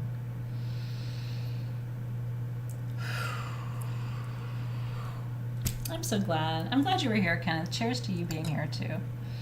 Aw. It's nice to share the space with you. It really is. It's a joy. And it's a pleasure. So, before I let you go, since I have you, there's a couple things I want to tell you. We are having a crazy sale at sagegoddess.com today. I'm sure you saw my ring. So Shram made Alexandrite and Tanzanite jewelry, bracelet, necklace, pendant, and ring. And that are free gifts if you spend $100, $250, $500, or $1,000 at sagegoddess.com after your discount today. And that's only until 6 p.m. tomorrow. All that goes away. So I did want to show you those things. And then this is, even if you don't spend that much, I do have an enter to win for you in your Soul Shift Facebook group. I don't know if you saw this. I've been holding on to this. This is a citrine magician pendant. It comes on this titanium mesh cord. It is so beautiful, you guys. And this is up in your Facebook group, your Soul Shift Facebook group right now. Isn't that beautiful? I thought the gold of that titanium picks up the gold shimmer of that citrine. So no matter what you buy at sagegoddess.com, if you comment on that live, I'm going to announce the winner of that necklace on Friday. And then if you're in, because you're in Soul Shift, it means you're also in Crystal Masters, and there's also an enter to win in Crystal Masters.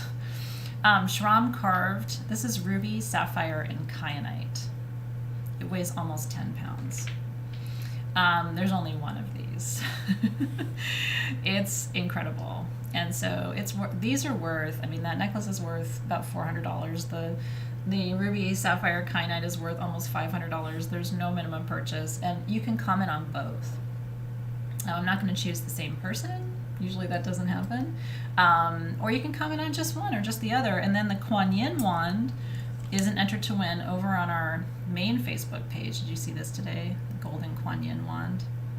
It has a golden labradorite rose on one end, blue labradorite there in the middle, and then it has a golden labradorite Kuan Yin on the other end. And so you can enter to win all of those. And then the prizes from Shram are really cool. Let me show you those. So if you spend, where did they go? Did they go away? I'm telling you, I'm usually very organized, but when it's crafting day, things go in all kinds of directions. So here they are. If you spend at sagegoddess.com today, or up until 6 p.m. tomorrow, if you spend $100 after your discount, you get a free tanzanite bracelet from Shram. If you spend $250, you get the bracelet, the necklace, the chain in tanzanite, and you get a free bottle of tanzanite perfume, which I made just for this event. And there's tanzanite in the bottle. If you spend $500 after your discount, you get all of that plus an alexandrite and tanzanite pendant from Shram. And he hand engraved the 5 elemental symbols on the back. And then if you spend $1,000, you get all your money back. You get $2,000 worth of prizes. You get the custom tanzanite and alexandrite ring that's adjustable. You get the alexandrite and tanzanite pendant. You get the tanzanite necklace. You get the tanzanite bracelet, and you get the perfume. If you spend $1,000, we have enough for everybody. It's only until 6 p.m. tomorrow. Your piece is being made custom for you. Is that amazing? We've never done custom, especially with alexandrite, which is one of the rarest stones in the world. I'll show you the pendant up close. It's unbelievable. That is cut and faceted, natural, not lab created alexandrite. So I wanted to take a minute to show it to you because a lot of you appreciate Shram and the work that he does, and I think this is one of the most beautiful pendants and then ring that I've ever seen. But that's only until 6 p.m. tomorrow. Yeah, so $250 gets the tanzanite necklace, the tanzanite bracelet, and the perfume. $500 gets all of that plus the pendant. $1,000 gets all of that plus the ring. Crazy. So enjoy if you are shopping. And if you're not shopping, I just hope you have a great Thanksgiving. And thank you for being here in our community. We appreciate you. One of the reasons we're doing these crazy prizes is because of how much we appreciate you. It's fun to be able to do super special things like that. I've never owned a natural alexandrite ring. It's been bucket list. So even for me, doing Sage Goddess for 10 years and collecting stones since I was a teenager, this is the first time I've ever worn a natural alexandrite ring. I never thought it would happen in my whole life.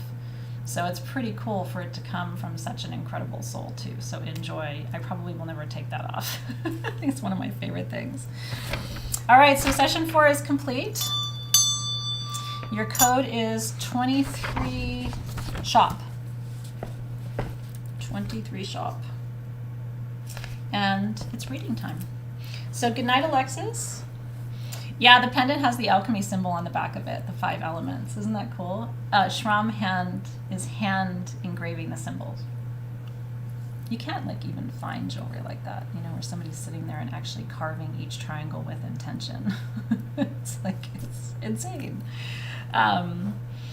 Yeah, somebody was saying, gosh, I could win the free gifts and sell them, and I could get all the money I spent back, because you could sell the ring easily for $600, and you could sell the pendant for probably close to $1,000. And I was like, yeah, you could if you wanted to. Like, you could spend $1,000, get all your free prizes, and then sell them, and probably make money on the deal. I would keep the pieces. I don't think I would sell them, but you actually could do that. So enjoy. Happy Thanksgiving to you, Alexis, and to all of you if you're not staying for readings. Well, thank you. She says she's stepping away, but keeping me playing in case we have technical issues. I think we're going to be okay, but I appreciate you, Alexis. I really do. All right, darlings, I'm all yours until 6:30, and away we go. Then I turn into a pumpkin because I have to go cook. I am baking 4 loaves of bread and 2 dozen biscuits tonight and making corn casserole. That's what I'm doing this evening. I know, isn't that cool? All right, so I'm going to ask my spirit guides to help me be a good, clear, and open channel tonight for all the wisdom and information that wants to come through. And ask your spirit guides to help me access your field so I can be a good channel. And let's rock and roll. You ready? All right. I know, Alexis, it's true. Let's see. All right, Pat Forbes is here. Would love a reading. Hi, Pat. How are ya? It's nice sometimes when we do these nighttime readings. Sometimes I get a chance to read for people that I don't get a chance to read for during the day. So that's always a nice change of pace. Let's see what the cards have to say for Pat. I'm using a different deck tonight, and I'll show you the deck in just a second. It's the same deck I was using today, but it is a new deck for me, and I'm enjoying it. So let's see what the cards have to say for Pat. And this is the deck, by the way. Pure Magic Oracle by Andres and Gracia. All right. The card is Astral Travels, Pat. And I love that it says, you ready for this? Possible, impossibility. These are the themes. Freedom, traveler, inner dreams. And I'm using the book for the first couple times I use this deck, just because it's new to me, and I want to see what Andres has to say about these cards as I learn the deck with you. So, what it says in the booklet is...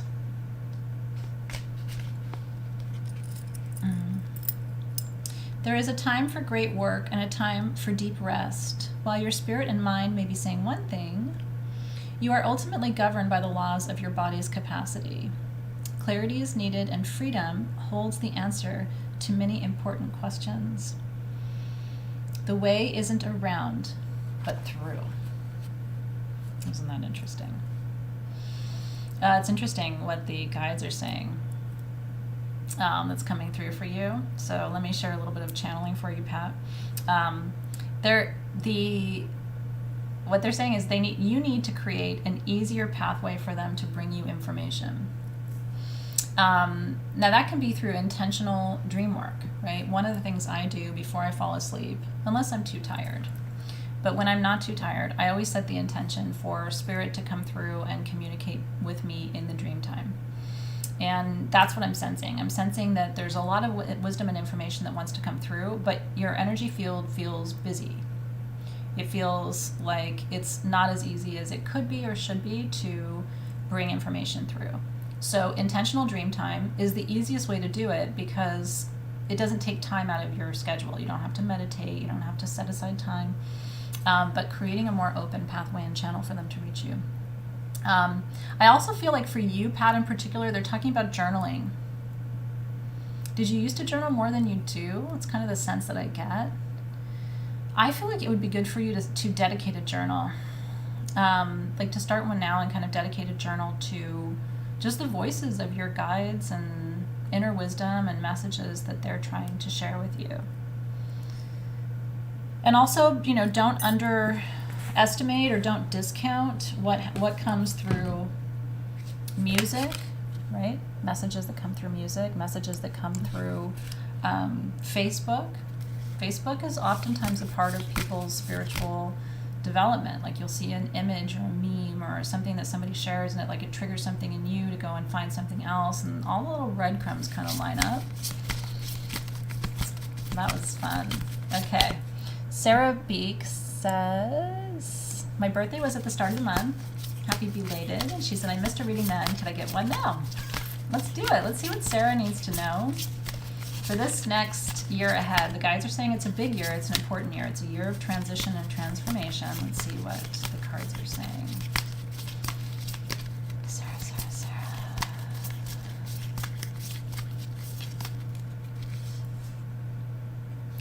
This is a cute card. It's the gnome card. Wouldn't you gnome it? If Alexis is here, she's laughing. Humanity, friendship, hard work, and little visions. I like it. All right, Sarah, let's see what this card is about for you, cutie pie. For this year ahead for you, what's the annual message on this card? It's time to get to work and carry your energy with devoted direction to important humanitarian issues. Question your conscience and ask yourself if you're giving back to communities and Earth fully and regularly. You have the power to transform any negative energy into something greater. Do not wait to be told what to do. Get up and move forward with purpose. Yeah, it's interesting. What the guides are saying is this is going to be an active year for you. Transition, transformation. And a lot of times when we have these big transition years, it might be good for you to have your chart progressed, like to have a full astrological reading with a good astrologer, because they can tell you what's transiting and what it looks like, and they can kind of give you a picture of the year ahead. I try to do that each year, just to kind of get the snapshot of the lay of the land. So you might consider doing that. But what the guides are saying tonight for you is this is a year of action, right? So in the past, what they're telling me is sometimes you've been more hesitant, right? You've received a message, but it's like, I don't know, or should I do it now, or should I wait? This is not the wait year. This is the go year. There's going to be a balancing in your life, the guides are saying. Let me see what they're talking about. A bringing into alignment. Some relationships they're saying that aren't serving your highest good may move in a different direction. These aren't super close relationships to you, but like some friends, they're saying you know this too. It's like some people in your life are just, they were there for a season and a reason, but it may be time for you to move forward or them to move forward. And again, this is something where they're saying like don't question it too much. That you'll know. It's not like you're going to make a mistake. So just listen for the guidance and follow it. Sounds like an eventful year for you. It feels like a tightening up of your energy field, if that makes sense. Like kind of a cleaning. Yeah. Okay, let me see where I'm going now. Erin Cerny. Hi, Erin. How are you tonight? All right, for Erin. What does Erin need to know tonight that Erin doesn't know right now?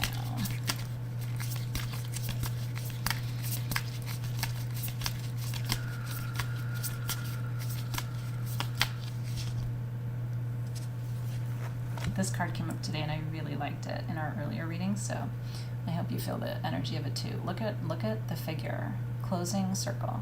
Pure intent, sacred doors, timing, experience. Isn't that beautiful? There's something so like, it's like, come here and be quiet. There's something really sexy about that card. Also, I like the idea of closing circles. I do. It's like completion energy. I find that very fulfilling. So let me tell you what the card says, or the book says. Have you made sure to close all doors that could hinder your power? It says, you need nothing in life to make you happy, for that is something that arrives when you see that all things come and go. We talked about this tonight, right? So true to the message of tonight's readings. To appreciate endings and beginnings allows for your heart to expand into the experience and hold memories closer with wisdom and gratitude. Take a breath and open a new door, or shut the door if need be. You are in control. So what the guides are saying, interestingly enough, Aaron, is there is some releasing work for you to do. And it's very similar to the reading just before you, right? Where there might be some relationships, some cords that are too dense, too heavy, maybe not just needed for this cycle and where you are. And they're telling you, they're giving you permission to close those doors behind you. Knowing that when you close those doors, you actually make so much more space for new energies to arrive. A lot of times we have to, if we have all the doors open, it's like opening all the windows in your house and turning on the air conditioner. Are you really going to feel the air conditioner? It's the same thing with energy. It's like if all the doors are open, then when new energy comes in, even if it's really powerful, you can't even feel it because it's just passing through the windows, right? So it's like either close the windows or don't call in the new energy, but you can't open all the windows and call in the new energy at the same time, in my experience. So I hope that's helpful for you. Certainly it's a message that resonates with me too. Yeah. This is called Pure Magic Oracle. The imagery speaks to me, it really does. All right, let me see where I'm going now.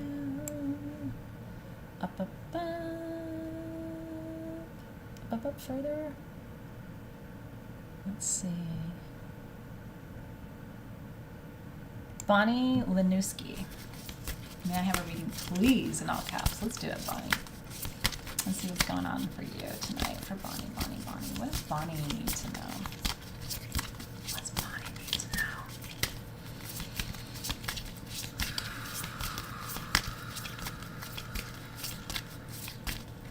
You know what came to me right away when I asked that question?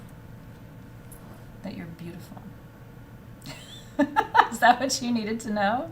Did you need me to tell you that? That you're beautiful. And look at the card. This is one of my favorite cards in the deck. It's a new deck to me, but I just, because I've been playing with them and kind of trying to get to know them, this one really resonated. I've never seen a Florida water card. Have you? It's kind of cool. Natural form, enchanted potion, red roses, cleansing. Yeah. So Bonnie, darling, what does it say here for number 31?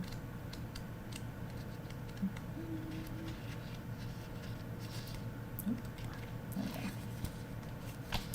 It says, it is time to cleanse and return to natural form. Dispel the adopted energies and pains of others and remember who you are, individual and unique. Again, so aligned to tonight's class, it's crazy. Dust has settled in your life, but it is not your time to be comfortable. You are needed by a greater story, so this energy arises for you to clear out anything you no longer need in your life. Time is going by and you are being urged to move with it. You are here to be of service and here to be kind. You can only do so when you and your energies are clear, confident, and in control. You could craft Florida water to cleanse your spiritual home, and as you cleanse the spirit and the mind, so the body is cleansed, and cleansed is the divine. And it gives you a recipe. You want the recipe? 10 milliliters of vodka, although you can use distilled water, or I like to use witch hazel. Bergamot, orange, lemon, petitgrain, lavender, tangerine, rosemary, ylang-ylang, cinnamon clove. When you think about it, it's really good because there's like success, abundance, peace, happiness, clearing, aphrodisiac, power. That'd be a good Florida water. I would have rose, I think.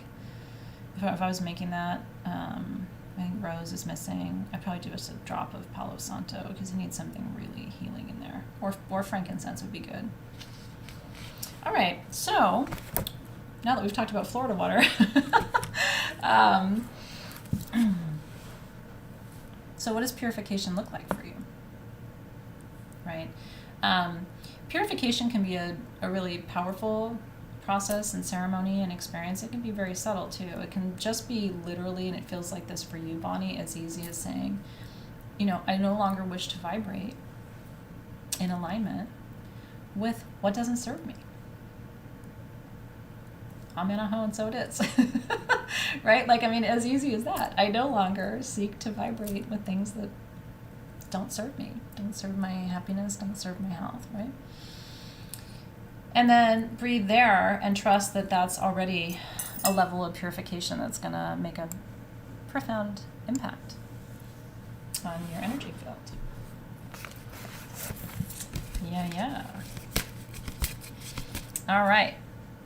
Hannah, is it really? Hannah said, may I please have a reading? Would be my first card reading from you. Now, I've known you for a long time. Let's do this. I always love that when, like, it's the first, but it doesn't feel like the first. It's like, let's get in there and see what the cards have to say, Hannah. All right, Hannah. What do you need to know?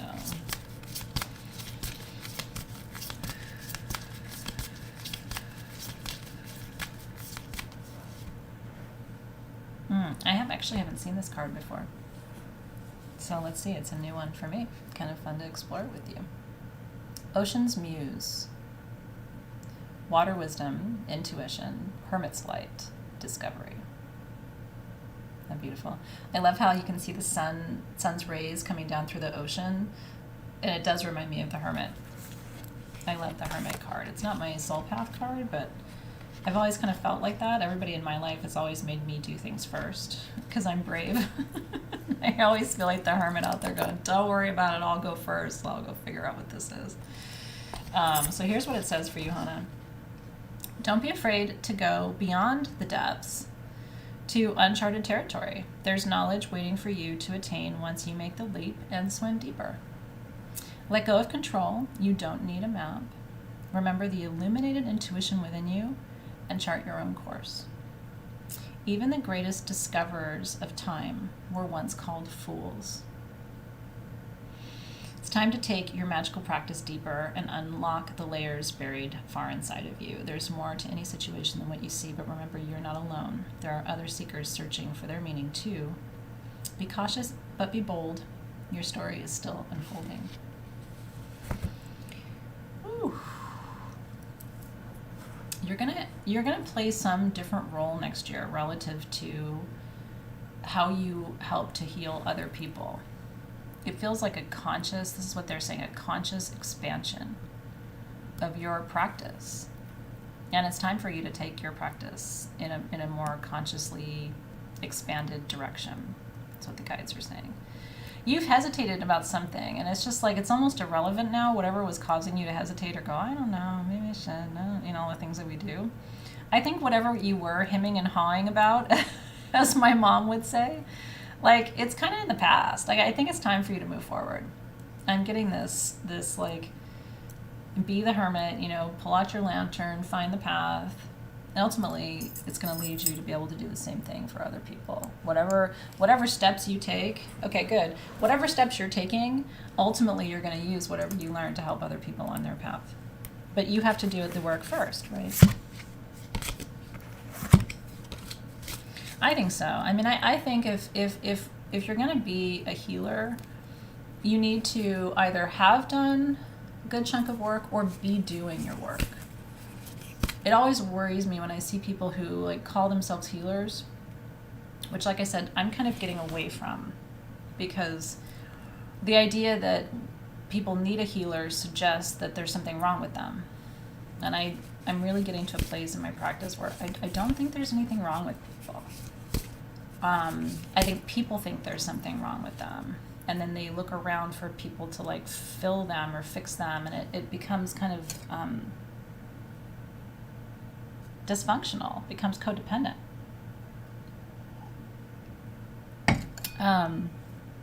So anyway, see where that wisdom takes you in your practice. All right, Shirley says, any message I need to know? Would love to hear some wisdom. Let's do it. Hi, Shirley, how are you? What does Shirley need to know?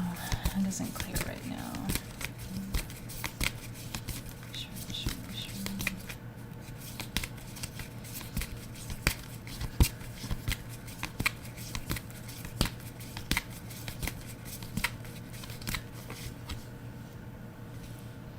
So we saw the closing circle card.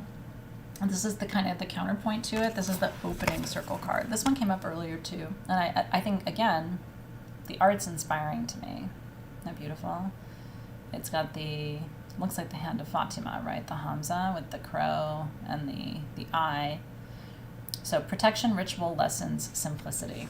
For Shirley, let's see what the book says. There it is. All right. All magical beings require ceremony and effort. Sometimes it is best to begin at a steady pace and gather your bearings before taking the next steps we were just talking about. Just as you would be careful in your surroundings during transport or work, so you should also be protecting yourself in body, mind, and spirit. Be mindful of the company you keep. Not everyone's on the same journey or needs to be. And so get back to ritual and remember that not everything needs to be complex. Simplicity is the key. And you are the craftsperson that creates the door that leads you to your chosen path. Isn't that beautiful? Simplicity is the key. And then it gives you a little visualization exercise. It's such a cool deck. Let me listen to what the guides are saying for you today. They're talking about slowing down, that you need to, and you're doing too much or doing too much too quickly. It's really important. They're saying that it's like your nervous system is just overwhelmed.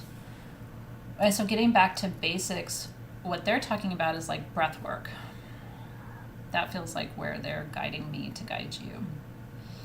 There's a lot of great breathwork practitioners online. You know, Lauren Tancredi, who I love, does virtual breathwork. She does it private. She has a recorded one on YouTube that you can listen to that's free. You know what I mean? Like, you should follow her on Instagram. She's real good at breathwork. And then there's Dan Brule, who I worked with. He's one of the masters, right, of breathwork. But he's, I honestly, I think Lauren in so many ways is more ceremonial than Dan. Dan is more of a technical master. He is really the father of the modern breathwork movement. So it was fun to work with him, and he's very great, and he's very motivational. But I just find Lauren to be a little bit more nurturing. She holds the feminine a little differently, and breathwork is meant to make you feel like you're in a little love cocoon. It's meant to like bring you inward and help you relax and retreat. And this is what you need. You gotta come back to the basics of your breath, because it'll help you unwind some of the energy. That's what they're showing. And you'll feel better physically too. Pranayama. It's important. We all forget to work with our breath. One of my friends is a nurse, and she was saying that she works at a main hospital here in LA, and she's in the ICU, and she works the night shift. So she gets a lot of patients who are very anxious. And she said, I'll come on my shift, and all the nurses are burned out, because every patient is just ringing their bell, because they're nervous, and they've got a lot of COVID patients who can't breathe and all these things, or they did for a while. And she said, I taught all my patients how to breathe. And then the nurses were like, what kind of wizardry is that? They're not ringing the bell on your shift. And she's like, they're not ringing the bell because I gave them a tool to manage their anxiety. I was like, you're brilliant, right? Okay, let me see where I'm going now. It's a cool card.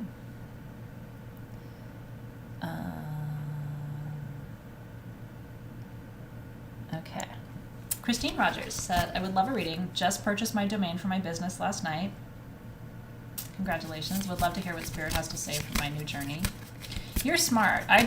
When I started Sage Goddess, I didn't think I was ever going to have a website, because I didn't think it was going to be a business or anything. So I bought my URL after I started Sage Goddess. It's definitely better if you buy it at the beginning. It's definitely cheaper. It's very smart. I just didn't realize what I was doing, so you're probably smarter than me. So Christine, let's see what's coming up for your new venture. It's nice to start it at the beginning of the year because there's so much like open energy for things to begin. Christine, what does she need to know about this new business and venture?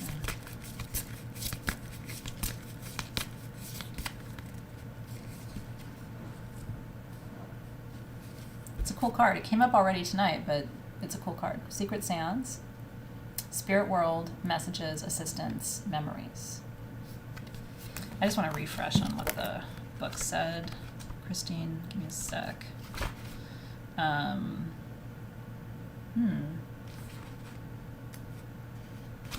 It says, support is coming to you from the other side with a reminder that not everything is permanent. Make the most of the moments that occur and be consciously present. When you reach out and experience ancestral magic, you are gently guided to listen deeply to the voice of loved ones who are whispering their messages of support for you. If only you would stop to listen. Isn't that a beautiful validation for where you are right now? That your ancestors are, I've got chills. That's a beautiful message. I mean, I know for me, I've always hoped that, because, I lost most of my ancestors before Sage Goddess ever started. And I always thought, but so many of them did similar work, like my grandmothers in particular were healers and medicine women, And I've always thought, like, God, I hope they're proud, I hope they see something of themselves in what I do. And so this feels like a validation that the steps that you're taking are just aligned with your ancestors. And I hope that feels good. Because it feels sweet. Mwah. So many people would love to hear that. Don't you think? I think so many of us just want to do right by the line because they sacrificed so much to get us here. That's how I look at it. I'm like, they gave up so much to help me get here that I hope. That's my intention. Okay. Seriously, you crack me up. Seriously says, breathe is the first thing I say whenever anyone starts wigging. My kids included. The first thing I say is take a breath. When they're like up here and I need them down here. Okay. Judy E, I'm going to do one more individual and then I'm going to do a collective card. I hope you guys have had fun tonight. Thank you for staying. Again, how sweet it is. I know you're busy, and so the fact that you're here is just like blown away and in gratitude. Because I love spending time with you, so it's nice that you enjoy it too. So Judy, this is for Judy E. I would so love a reading. What guidance is available from me? Let's see what's coming up for you. Judy.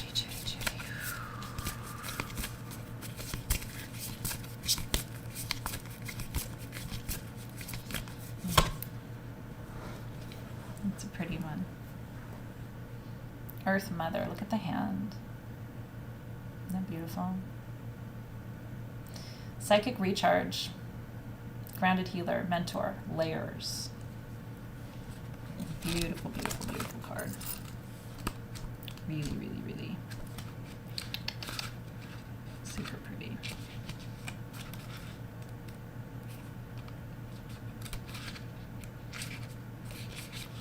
Okay, it says,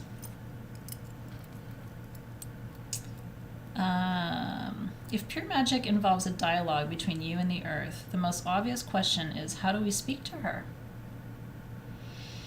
How do we make ourselves heard? How do we receive our answers? The Earth Mother is calling you to step away from electronic technology and submerge yourself in the depths of nature, her woods, bushlands, oceans, mountains, plains. We have pulled away from the Mother for far too long, and she is calling you home.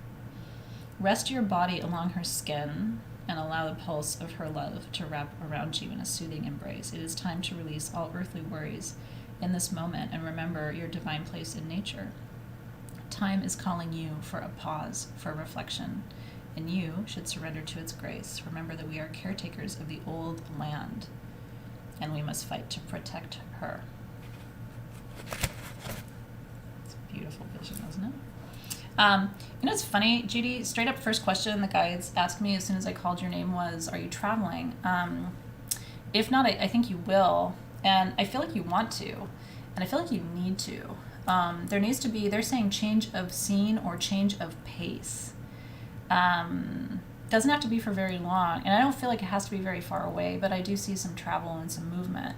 And I do feel like it's about connecting with nature in a different way. I mean, we all experience nature where we live, but nature has a very different face depending on where we live, right? In certain parts of the world, nature has one set of expressions, and another part of the world has a very different set of expressions. And we benefit from the diversity of the expressions that we experience in our human journey. So travel. Get to a different expression of nature, which can be different weather, different time zone, right? Like these are all what I would call expressions. So, and you need to have a different expression of nature to recharge your batteries. And it will help you. It feels like on a lot of different levels: physical, mental, spiritual, emotional. Okay. Collective card. This is for all of us who are in soulship. Card to guide us during our final week of November together. A card to guide us through our final week of distillation before we move to coagulation, which is the final phase of alchemy. A card to guide us through the Thanksgiving holiday if you're celebrating it. For soulship, soulship, soulship. What do we need to know today in order to move on our path with grace?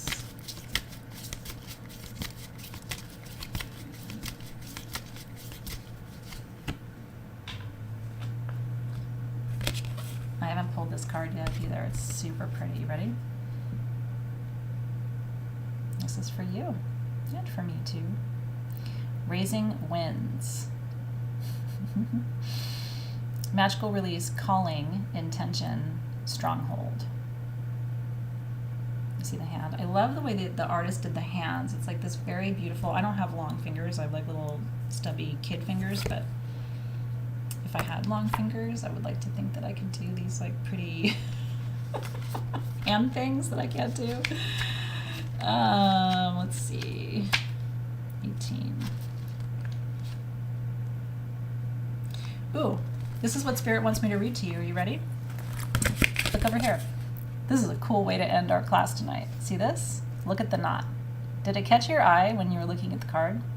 Because it was the first thing I noticed. At first I thought, oh, it's a heart. And then, you know, because my vision's not great. And I was like, no, that's a knot. If it caught your attention too, there's something here for you. Ready? It says, tying knots in a cord will seal your intentions. This works powerfully when the number 3 is incorporated. Make 3 knots, or if possible, a 3 series of 3 knots for a total of 9 knots, or even 3 series of 9 knots for a total of 27 knots. Then release the knots as needed. Untie 1 knot to summon a breeze. Untie 2 knots for a strong wind, and untie 3 knots for a gale force wind.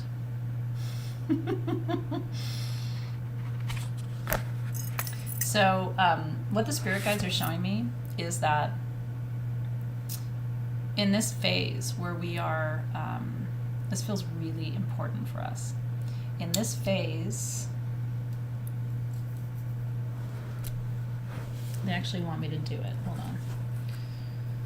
Here we go. In this phase that we're in right now, which is we're through the harvest season, right, in the northern hemisphere, and we are this is the seeding season, right? We're planting seeds for what we want to grow next year. That we would be wise to tie knots for the seeds that we wish to plant. So tonight I'm going to tie a knot for, and tie them loosely, because what they're telling me is we're going to need to untie them in the spring. So I'm going to loosely tie a knot for freedom from my core essence. After tonight, I'm going to loosely tie a knot for connection to that core part of who I am. Isn't that cool? And I'm feeling like I need to tie one more. I'm going to tie one for moving through grief with grace.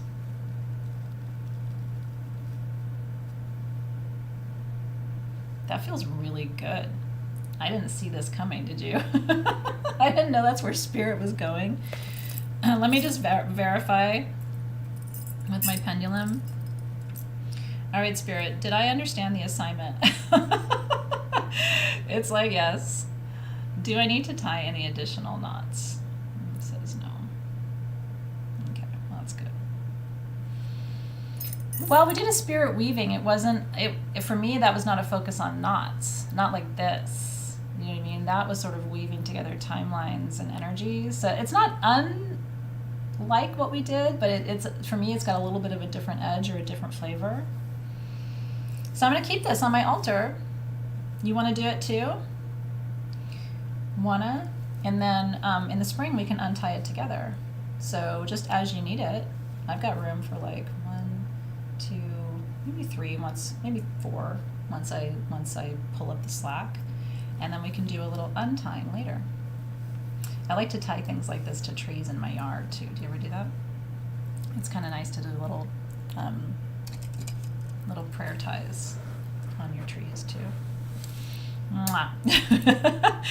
All right, well, I want to thank my spirit guides for helping me be a good channel. I want to thank you and your spirit guides too.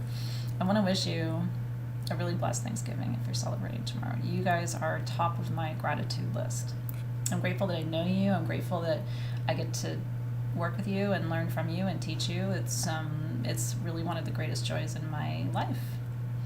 So cheers to the work that we do. Cheers to you. Yeah, we should post about it in the group page. Yeah, I will.